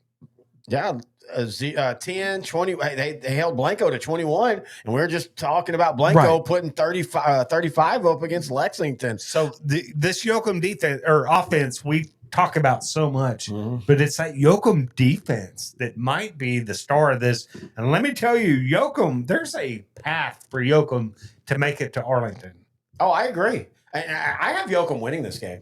I do too, actually. It's at Hitchcock. It's at Hitchcock, but man, these teams, that doesn't matter. No, it doesn't. And I've come around to, I used to think it not matter at all, but I think it does a little bit now, home field. I agree. But I think Yoakum is good enough. I think Yoakum is the biggest dark horse of that region that nobody's talking about outside of that region. And I think partly because Yoakum had a bye week this week. And we saw Larry Jaworski this week. Yeah, the Yoakum coaching staff. I love the fact that the Yoakum coaching staff didn't wear their Yoakum stuff at the game. They wanted to blend in, so they're all wearing black shirts. And it's like, okay, you now blend. You're not blending in because we all know who you are, guys. But I think Hitchcock coming off this game against Columbus, how physical it was. This is a huge game for both, by the way.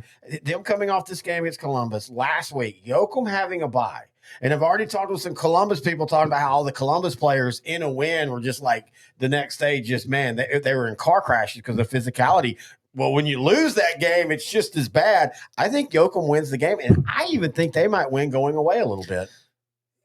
That's a good point. Sorry, Yoakum, you're probably going to get beat by 3 touchdowns. No, I think Yoakum wins this ball game. I don't know how bad, though. I think it could be close, and I think Hitchcock could very well win this game. Oh, I do too. I think Yoakum is just riding on a high right now.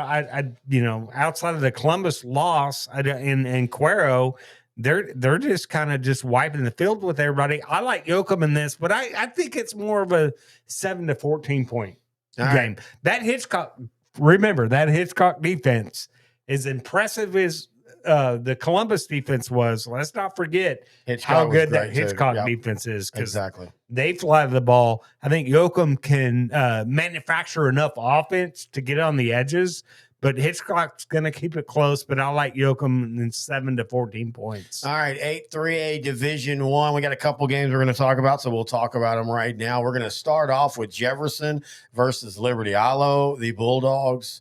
2-2 on the year in district, 5-3 overall. But I mean, they've all been great losses. They lose to Newton by 8. They lose to 1 by Gladewater in a game that they led, and then they lose to Atlanta by 7. So I mean, these have all been competitive games.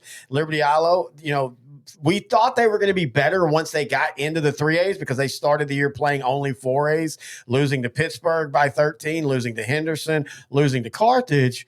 But then Gladewater beat them 46-20, and then Atlanta beat them 33-19. And they struggled last week with White Oak, 27-14. Right. Look, first off, we keep talking about how great Commerce has done this year, and they have. But do you realize there is a chance they're playing Jefferson or Liberty Ilo in the first round? Commerce? Yeah, because that's 7-3 and 8-3. That's who they play first round. Yeah. No, so I get it. As great as Commerce this season has been, they might have one of the tougher, especially if it's Jefferson. I don't think it'll be Jefferson. In fact, I think Jefferson wins this game going away. I think Jefferson beats LE by 2 touchdowns. Yeah, 2 or 3 touchdowns. I think Jefferson, I think that, they had some injuries. They played a couple, tough losses. Again, losing to Gladewater when you had a 21-point lead just kind of soured them for a couple weeks.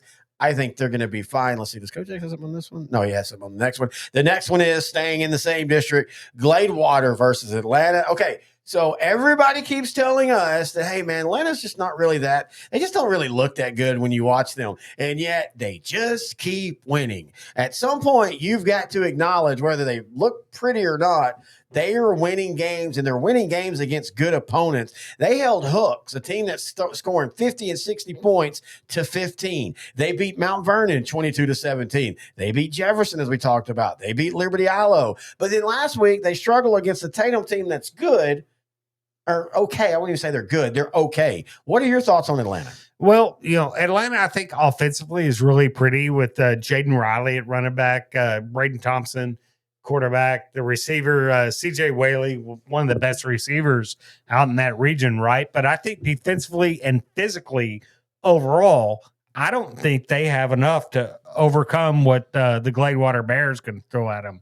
I mean, I think Gladewater, I think Coach X even told us he's seen Gladewater a couple of times, says Gladewater is a lot more physical than what Atlanta is, and that will lead to a 2 to 3 touchdown win, right? I disagree. I think Atlanta wins. I think Gladewater wins. I mean, the running backs, Tyson Cooper, Trey Watts, Achilles Hass at quarterback. I think Gladewater will push Atlanta around. You look at comparable scores, and if we're calibrating, it does, at least in 2 games, I think it is, Gladewater wins this one, even if you're calibrating. Well, I mean, so let's look. So hang on, let me pull these up. I think Gladewater wins by 2 touchdowns. I'm very shocked at that. So calibration, yeah, Gladewater beat Tatum bigger. They beat them 33-6. They beat Liberty Ilo 46-20. Atlanta beat them 33-19, so there's really not much there. Right. They had to have a frantic comeback to beat Jefferson 28-27. Atlanta beat Jefferson 22-15. If we get to the bad games, okay, they beat Gladewater beat Sabine 40. You can't figure those in. Again, I don't. I'm not saying what other people have said is wrong. I'm just saying I think Atlanta's just one of those teams that they might not ever look pretty, but they continually win, and I think they keep on winning. All right. Fairfield. The Albatross. Here's what Coach X has to say. District championship game here. Hey, remember when the Big R's preview show is still waiting for my invite to that as well? Terry said week 10 will be the district championship between Atlanta and GW. You remember that, Grant? Yeah, because that's because he never said that. In fact, I think he said that Jefferson will win the region and win state. I still think that could happen. I guess it could happen still, and I could still marry Kathy Ireland. I wrote her a letter in 8th grade. She wrote me back too. Told me to stay sweet, and I always did. That's what his ex-wife told him when he was trying to get back for. Oh, you're okay, but just stay sweet. But no, Kathy Ireland. It was Kathy Ireland's handler. I've got this. And who Kathy. has thought about Kathy Ireland in the last 30 years? Nobody. I think about her a lot. Kathy Ireland. Have you seen her lately? Yeah, she's still pretty. No, pretty ugly. She's older. Pretty old. You're I mean, so I'm mean. just saying she didn't age gracefully. Kathy Ireland. Dude, Kathy Ireland aged pretty gracefully. I don't know. Give me Meghan Markle. That's a winner. She's weird, and I would probably get tired of that. Like as hot as she is, I would get tired of that hotness after a while. Like just like stop it with the HGTV shit. That's Kathy Ireland right now. Okay. Can I take that in the bathroom real quick? No, we're good. No, seriously, I'll clean the screen off. You didn't even clean the floor off yet. Well, that was not. Let's finish. That was alcohol, not sweet. Let's finish up the 3A edition of the. Show me that Kathy Ireland. One No, more time. I've already closed. One more time. Come on, I'm not doing anything I've else. already closed it out. Fairfield versus Palestine Westwood. You got a browser. It's got browser history. Trust me, I know because my wife checks mine. Let me see it one more time. Oh yeah. All right, Coach X, you're not. No, keep it over here. No, I've got it. I want to look her in her eyes. While I have a feeling I'm going to get the email in the morning. Hey, have you put the show up? Could you edit out a couple points? I might have went a little weird last night. Have you ever just wanted to and it's like go Chinese, Japanese? What are you talking about? I'm speaking Japanese. You know that song.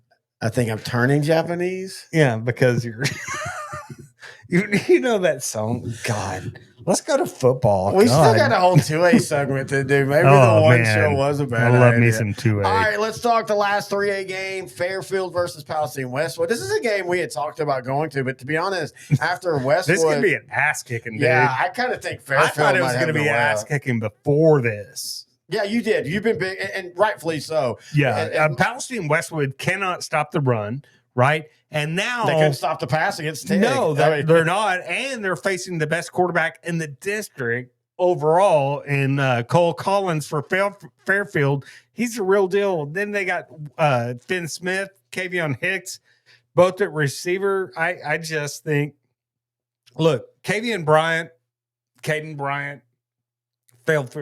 Fairfield going to move the ball some for Westwood. But I think that Fairfield offensively is going to shove the ball down Westwood's throat. And again, we can't 100% calibrate, but you can talk about the scores. Fairfield beat Tig 44-6. Palestine Westwood lost to Tig 42-20. Right. I do think Palestine Westwood, which is a little bit, to me, Westwood losing to Tig like that was a little bit of a, I don't know what's going on there, because I think Westwood is better than that. Maybe that injuries. If they did, let us know. Grant Terry does right, but I think no matter what, even if Westwood would have beat Teague like that by the same score they got beat by, I just don't think Westwood matches up with Fairfield, and I think Fairfield is just going to kick their ass. All right, here's what Coach X has to say. Wasn't that hot actress from Flamingo Road, Morgan Fairchild? Oh my God, man, she was a you looker. Just brought up half of my childhood right here. Oh yeah, Morgan Fairchild was a big thing. Oh my God, she's from Dallas too. Yep, man, would I like to get that some of that? Made it even closer. I could do a lot of things if I had some money. How old is Morgan Fairchild, not Fairfield now? 75. Damn, I'm getting old. I will take Morgan for the win and a lot more. What do you think she looks like now? You did Kathy Ireland. Let me see if I need to take this laptop to the bathroom. You're not taking my laptop to the bathroom. Come on, dude. I don't want to take my phone to the bathroom. That's just nasty. Yeah. I mean, you talked about Kathy Ireland's aged better. Just saying. She has, but not like I'm picky now. Were you ever picky? Anyway, Hey, that's at one Class time 3A. I was. We're going to take a break, and when we come back, we're going to finish up this hellacious show with the 2A edition right here on Sideline to Sideline on L4 Media. Coach Surratt came in 2007, and really what's remarkable about him is how quickly he turned the program around. The biggest challenge here was just to change the mindset. Obviously, we want a winning culture, but the first thing you got to instill is, toughness. It don't matter if it's volleyball, football, baseball. He's put Carthage on the map to a great extent.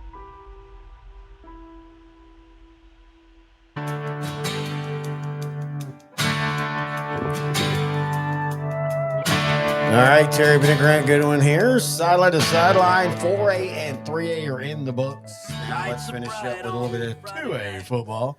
I would like to personally apologize for this show going off the rails a little bit. It did start earlier. It should be all football, no BS. I mean, It's a lot of BS, a little football. I mean, but in the playoffs, we're going to get better. You can make and the we're going to case- do a little BS, but a lot of football. You can make the case that in 17 years of doing this show, it's always been a lot of BS and a little bit of football. But we're turning And a new leaf. how dare you claim that the playoffs are going to be better? Because Oh, it will be. We've got Coach Yak's going to be bitching about playoff tree. Okay, hear me out. Between you and I, no Coach X in the Nobody say playoffs. anything. Nobody else say anything. No Coach X in the playoffs, and we just go all football, no bullshit. We'll take that up. If you agree with that, vote by emailing us, Grant and Terry. But I can't do that to him and his mom. No, I got it. Who I'm Okay, in love well, you with. do it to his mom all the time. Here's Here's the thing, in though. dirty ways I know how we behind can do this. I know how we dumpsters. can do this. Okay. I will send him a link that has his stuff in it, Yeah. Okay. and then we'll post everything else. Yeah, cut it out. Yeah, and we'll just make Dude, playoff tree be the He star. ain't smart enough to figure that out. I mean, he's still All trying right, to fist do bump. Boop. He's still trying to do a punt and shoot offense. He'll never figure it out. All right, let's finish out the show. We're going to start. And by the way, there is no more Coach X. He doesn't talk 2A. He said 2A is beneath him, like Grant feels 6-man is beneath him. A 6-man is beneath me. Oh, I'm by the sorry. way. I just realized on the notes I accidentally left. So we have our notes to peel back the curtain. We have our notes that have our notes. So we have the score and then we have our stats. I accidentally didn't take off the Munster quarterback. So the show is seeing Munster 28, Santos 0, Munster quarterback. That's all they That's hear. it. That's it. But anyway, Munster did dominate Santo 28-0. Casey Carney runs for 102, throws Been for a 140. good basketball game, though, wasn't it? Santos a really good basketball program. Yeah. But yeah, Munster's quarterback, Casey Carney, run for 102 yards, threw for 140, dude. Look, Munster, I know, and we're going to talk about this game, and it's a big game in the rivalry. It's a big game for these teams, and I'm not saying Collinsville can't beat Munster. We'll talk about that, but Munster, I feel like right now is just trying to stay healthy, get to the playoffs, stay healthy. Dude, you talk about basketball scores. Mount Enterprise, 82 to Lovelady, 60. Kagan Ash, once again. Everybody's talking about Christian Variel for Ozona, and they should be. It looks like he's going to break Kenneth Hall's season's record, but Kagan Ash is getting close on the scoring side. He had 495 yards, 7 touchdowns, but also, their backup, Aiden Alsop, runs for 108 and 3 touchdowns. How would you like to be Alsop? Like, man, you had a really good game. 108 yards and 3 touchdowns. Right. You're only like 395 yards off from the guy ahead of you. I know. That's the reason Mount Enterprise remains undefeated at 8-0. And what it now, all of a sudden, you go back and look at what Mount Enterprise has done all year.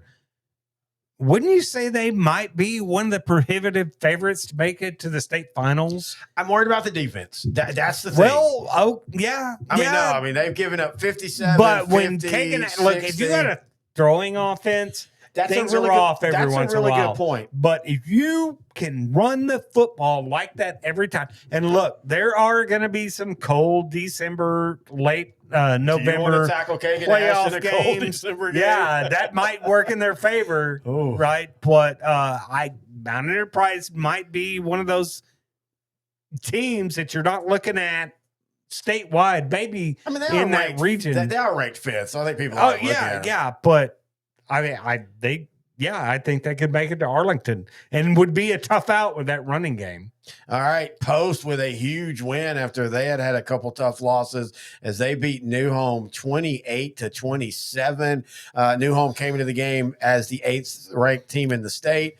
Post, again, they've been really good. They lost right before district, then they lost inside district. Yeah, and Post 2 losses are really good, like really tough against really tough teams too. Yeah, let me pull it up. I mean, Post is not far off from where they were last year. Yeah, and again, Post went unbeaten until the playoffs. They pulled off the huge upset over Sunray, and they returned a lot. But we had talked about in the non-dish or in the preview show, like we think Post might have a lesser record, but still be a good team. Their 2 losses were by 1 to Farwell, and then by 13 to New Deal. And New Deal's a special team as well. This district, man, with New Home, with New Deal, and with Post, and even Abernathy sitting there, if they're the ones that can get in, they're 1-2, but they're 4-3. But you look at their losses, losing to Littlefield by 3, losing to New Deal by 2. Yeah. This 2A Division 1, there's 3 or 4 teams that might play a little while. Yeah, that's a scary good district. All right, St. Augustine 21, Shelbyville 6. This was one of the big games that we previewed last week.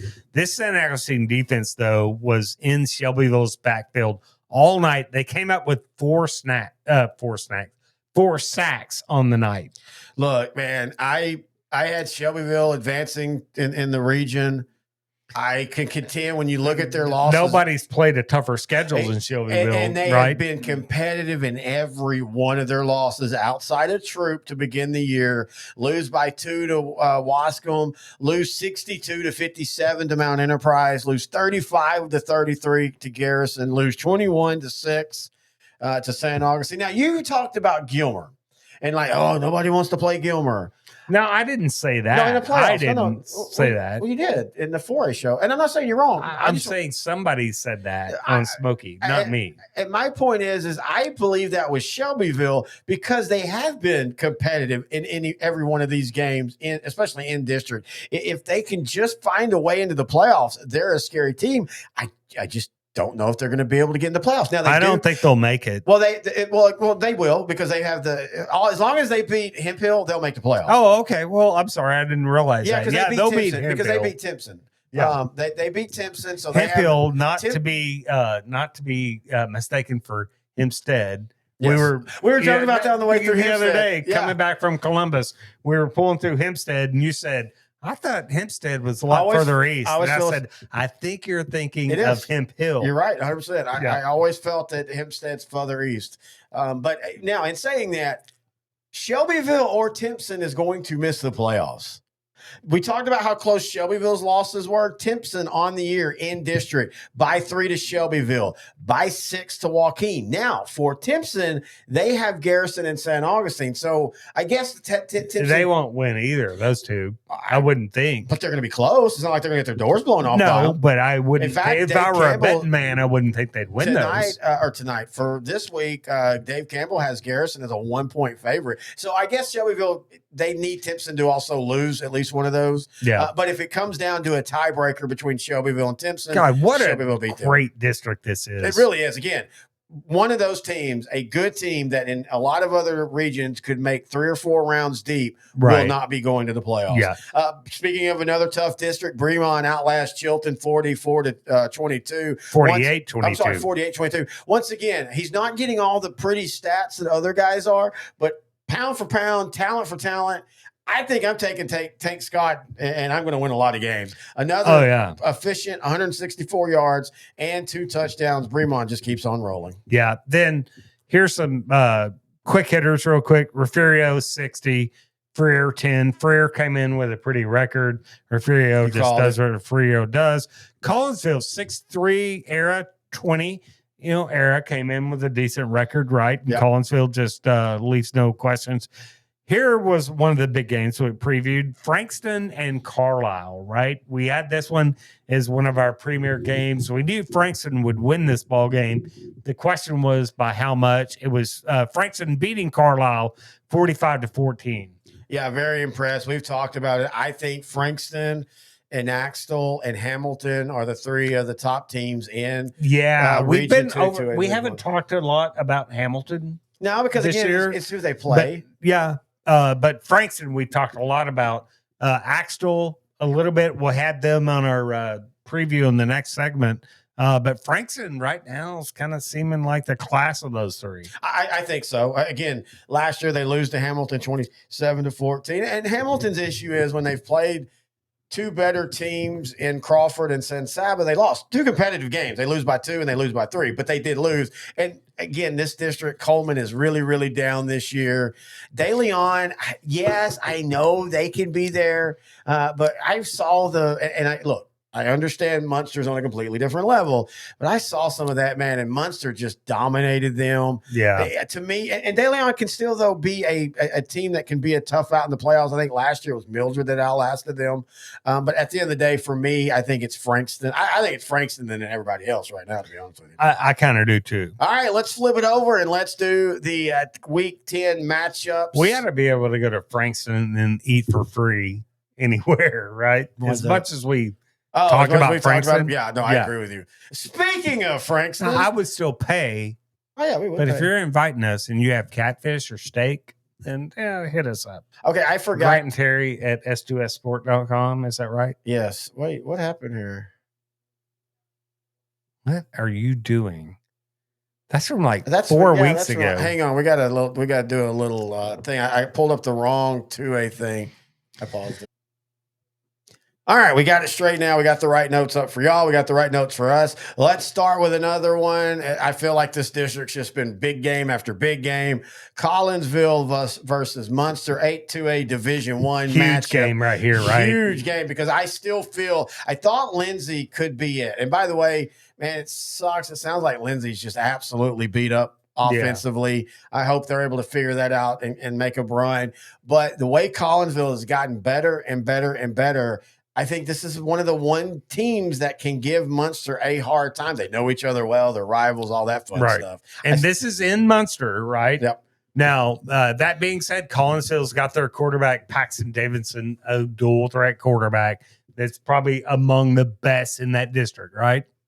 And the funny thing is he started the year as the backup. Right. Jenkins got hurt and he has stepped up and he's actually, both of these guys are back next year. And this is actually going to be an interesting thing for them next year of who is your starting quarterback, because Jenkins has played well. He got hurt. Paxton has stepped in. And I think when you have your premier quarterback go down and you have a backup that comes in and does what Paxton Davidson does, you know what that means? That means you have a really good offensive line to protect him. Good point. And I look, this Collinsville offensive line is going against a monster defensive line for Munster. Munster might not be the biggest up front, but boy, they're going to hit the angles. They do everything right for an offensive line. This is going to be a most entertaining game. Collinsville offensive line versus Munster's defense. The thing is, Munster's offense is just as good, if not better, than Collinsville with Casey Carney at quarterback, Garrett Hess at tight end. We haven't talked about him a lot this year. He's been kind of banged up. He's been kept in more for blocking. But he's one of those guys. Carney at Munster. We talk about Surratt at Carthage. I think what Brock does offensively from the playoffs. Garrett Hess is one of those guys that might end up getting 700 yards in the playoffs because they will start using him in the playoffs after not using him as much. Which makes Munster even more scary. Yeah, I like Munster in this game. I do too, but I think Collinsville can push the ball downfield, right? I don't know. That's the curious thing, because as much as we talk about Munster's offense, I think people forget how good this defense is. Right. Stat-wise, it won't play out, but that's because they play 3A Holiday and 3A Pottsboro and all. I think this is a close game. I think Munster wins. And by the way, sometimes this just works out. Every big game Munster has played in district has been at home against Lindsay, against Collinsville, against Santo. Hey, that's scheduling. That's not because last year they did it on the road in one state. Exactly. So, but I like Munster. I like Munster close. I think it's gonna be really, really close. What do you think? Really close though. 35-21. Okay. I'm on board with that. All right. Stitt West Texas versus Spearman, another great game. Look, one of the best dual threat quarterbacks though is in West Texas, man. Cade Winters. He can gut a defense with his leg. if you'll remember against like Stinnett, West Texas, when they played Panhandle 2 weeks ago in one of the biggest games out in that region, when it really mattered, he ran for 369 yards and 7 touchdowns against that Panhandle defense. If you're a listener of all the classes and you're now in here, I would compare what Stinnett, West Texas is doing this year as to what Commerce is doing with Aiden Brown. Yeah, kind of. Yeah. Both of these teams, we knew they were going to probably make the playoffs, but we thought, okay, they'll probably be 7-3. And both of these teams, their quarterbacks have taken that next step.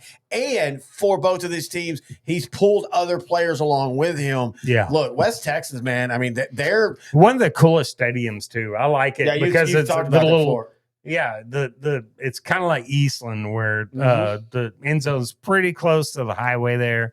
It's really cool. Now, going to Spearman, though, you know, they're 6-2. Their quarterback, Jalen Vasquez, has thrown for almost 1,000 yards, ran for almost 700 yards, and they got a really good running back in Hudson Swan. So I think Spearman can move the ball at times. I don't know if they can be consistent against this West Texas defense, because they've been pretty good, but I really don't think Spearman's defense can slow down Cade Winters. I think West Texas wins by 2 to 3 touchdowns. I do remember last year they almost upset West Texas. It was, I think, 28-27. I think, if I'm wrong, let us know, but I think Spearman scored and kicked the extra point on like the last play or close to the last play. I think this game is going to be closer than what people think, but I think West Texas I think it's 2 to 3 touchdowns, West Texas. I think it's a one-possession game. I think West Texas right now is on a mission. Oh, I do too. I just think Spearman can give them some issues, but I think at the end of the day, you're not beating the Comanches. You've been a big Spearman apologist. Over the last few years. Well, with Brennan Thompson. He's still playing, by the way. Yeah. I can't remember where it was we saw him, but Mississippi State. Yeah, Mississippi State. Yeah. Like, this is a and dude. He tore up the this Texas is a dude defense that went to Texas and then has played Texas for like 5 I years know. now. For different teams. For different teams. Please go away. Or come back. Go away or come back. I remember seeing him a few years ago in Canyon. Kelly and I went to the playoff. That was the state game. And he just dominated. I can't even remember who it was. I just remember it was, and to be fair, it was sleeting and snowing, and this kid was tearing it up. And I was like, oh, man. Hang on. We're going a little long, but I have to say this. There's two reasons why I'm an apologist for Spearman. One is I thought like Abernathy when they dropped to 2A and Sweetwater when they dropped 4A or in Iowa Park, I thought they would be more competitive. Also, every night, if we're coming back to the studio and not staying over somewhere, when I get home, I don't want to wake up studio wife, so I'll get me a sandwich. I'll lay on the couch and sandwiches just laying around. Yeah, I don't have that at my house. You need a better studio wife. I'm just saying. No, I love you, Kelly. Don't kill me. What I'm saying, she doesn't listen to the show. She's smarter than that. But anyway, so the very first high school feed I always pops up is Spearman's football broadcast. Why? Because they have a broadcast on YouTube, and so I watch them. And I've watched them all year this year. Why don't you just move to Spearman? Well, geez, I mean, I've watched them. Property taxes out there? Probably pretty good. I watched them against Sunray a couple weeks ago. Shit, that was like a month ago. I watched them against Shamrock. This is a good Spearman team. They're just not as good as West Texas. I don't want to play Spearman in the playoffs. I don't want to play anybody at 50 years old. Look into retiring to Spearman now. I mean, there's no ocean. Or maybe it's Stinnett. All right, let's go to Junction versus LaPrire. Look, I love this. This is awesome. Hang on. Say what you said on the show notes. What? Say what you said. What's on the show notes? Oh, Junction LaPrire. Look, LaPrire's only 3-5. No, I only brought this game up because we haven't talked about Junction much, and you're right, we haven't. Yeah. Just look, man. We gotta at some point. We gotta mention this Junction defense. Yes. Oh my goodness, they give up only about 8 points a game on average. Look, this is a team last year that went 12-2. They lost to Shiner. It was a back and forth game, but Junction couldn't score, and Shiner just grinded them down, but they could play with them. Yeah. I think they could play with them this year. They returned 7 from that defense, and man, they have just done the same thing. Here's what they've done defensively. I might sleep in Junction Junction this week. Actually, Oh, really? Saturday. Yeah. Oh, okay. When I'm in the hill country, Yeah. I'm looking for a place to lay down a sleeping bag after that San Antonio. If you'd like to invite Grant over to lay on your property. Oh, yeah. Actually, yeah. If you have something without a lot of bulls, I'll take cows, but bulls. I offered him to go to the Longhorn game, but he told me, screw Texas. I only root for Diego. And so I'm like, okay. I hate Diego. But no, defensively, 16-6, 14-16, 0. I think that center point game was a cancel. 13-0. This team is not giving up more than 16 points on the year. They're not going to give up 16 points to LaPrire. No, this nothing will be against a you bloodletting. Bulldogs. We just wanted to, for the 2A fans that have asked, we just wanted to say, yes, we see Junction. Junction's going to be just like last year. I have a funny feeling it's them and Shiner in round 4 again. This year, though, we'll see. Yeah. All right, Mount Enterprise versus Overton. Overton is kind of like a Shelbyville where, man, they have just been competitive in every game. They just can't get that big over-the-top win. They're 2-2 in district. They lose to Lovelady. Right. They lose to Grapeland. They lost to Price Carlisle.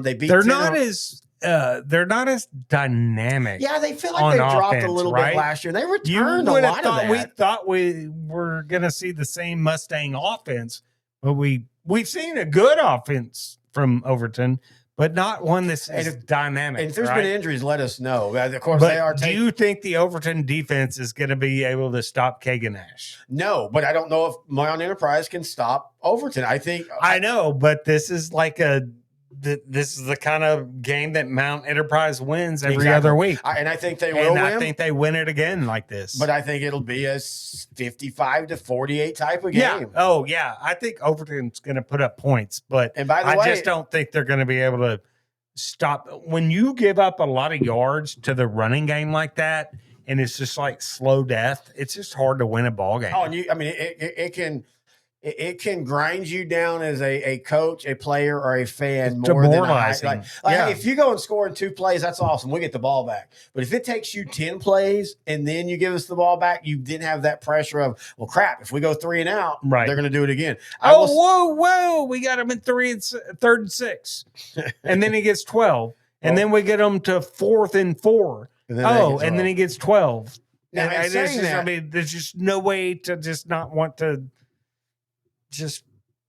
it's frustrating. I will say this, as we've said it multiple times now, if Overton can get into the playoffs, and right now I think they have the tiebreaker, it'll probably come down to them and Cushing next week. They will be dangerous. Overton can get in the playoffs. It's a team you don't want to play in the first or second round. All right, let's finish it off with Axtell. By the way, good news for Axtell. Well, we have Granger Burton real quick. Oh, okay. Go ahead. Granger Burton. Yeah, I mean, this is a pretty game on paper. Granger's 7-0. Burton's 7-1. Their only loss was to Iola 37-36. However, Granger beat Iola 56-14. Yeah, that's a kind of a measuring stick, right? Yep. Calibration. And for Granger, this is the district champion if they win, because they don't play next week. So if they beat Burton, that's it. And I think they will. Yeah, I think Granger beats Burton by 7 to 14 points. Yeah, I think so too. I think it'll be competitive, but I just think Granger's another team we probably haven't talked enough about, as they're sitting as 6th in the state in Class 2A Division 2. All right, we'll finish it with Axtell. Axtell got good news last week. Reports like on Thursday and Friday was supposedly someone accused them of using an ineligible player. They went to the board. They got rid of all that. Axtell's back. Axtell and Bosqueville. Again, this is another pretty game on paper. Bosqueville on the year 7-2, losing to Rio Vista, a team that has nothing to play for, 39-37. And that really sucks about what happened to Rio Vista, because they were a good team, man. They had a lot coming back, and they're decent. Well, I mean, so far they're 3-0 in the year. Again, it doesn't really matter, but I'm just saying nobody's beating Axtell in this district. Let's look. Axtell's defense is awesome, man. They give up just under 6 points a game, right? And Axtell's got a really good quarterback to follow up behind that really good defense. And Levi Leathers, he's a very accurate passer. Axtell might be one of the, I can't even say dark horses in that region, because they might be one of the favorites. Well, I mean, again, it's them, it's Frankston, it's Hamilton. That region. I think it might be Frankston. I don't know what they will do in the semifinal, but Region 2 Division 1 is so fun in Class 2A. All right, that's going to do it for this week's show. A little longer than we intended, but hey, sometimes that's what we do. We have a lot of fun doing it. You can find us on Facebook, Sideline to Sideline, on Twitter at Grand Terry. You can email us, grantandterry@s2ssport.com. You have anything else to say? Nope, that's it. That's going to do it for week 10. That's right, folks. Next week, the final show of the regular season for 2025. That's how fast it goes by. Until then, he's Grant. I'm Terry. Please think about checking out our Patreon, patreon.com/L4 Media Company. And until next time, this is Sideline to Sideline on L4 Media. I'd seen it all when I was small and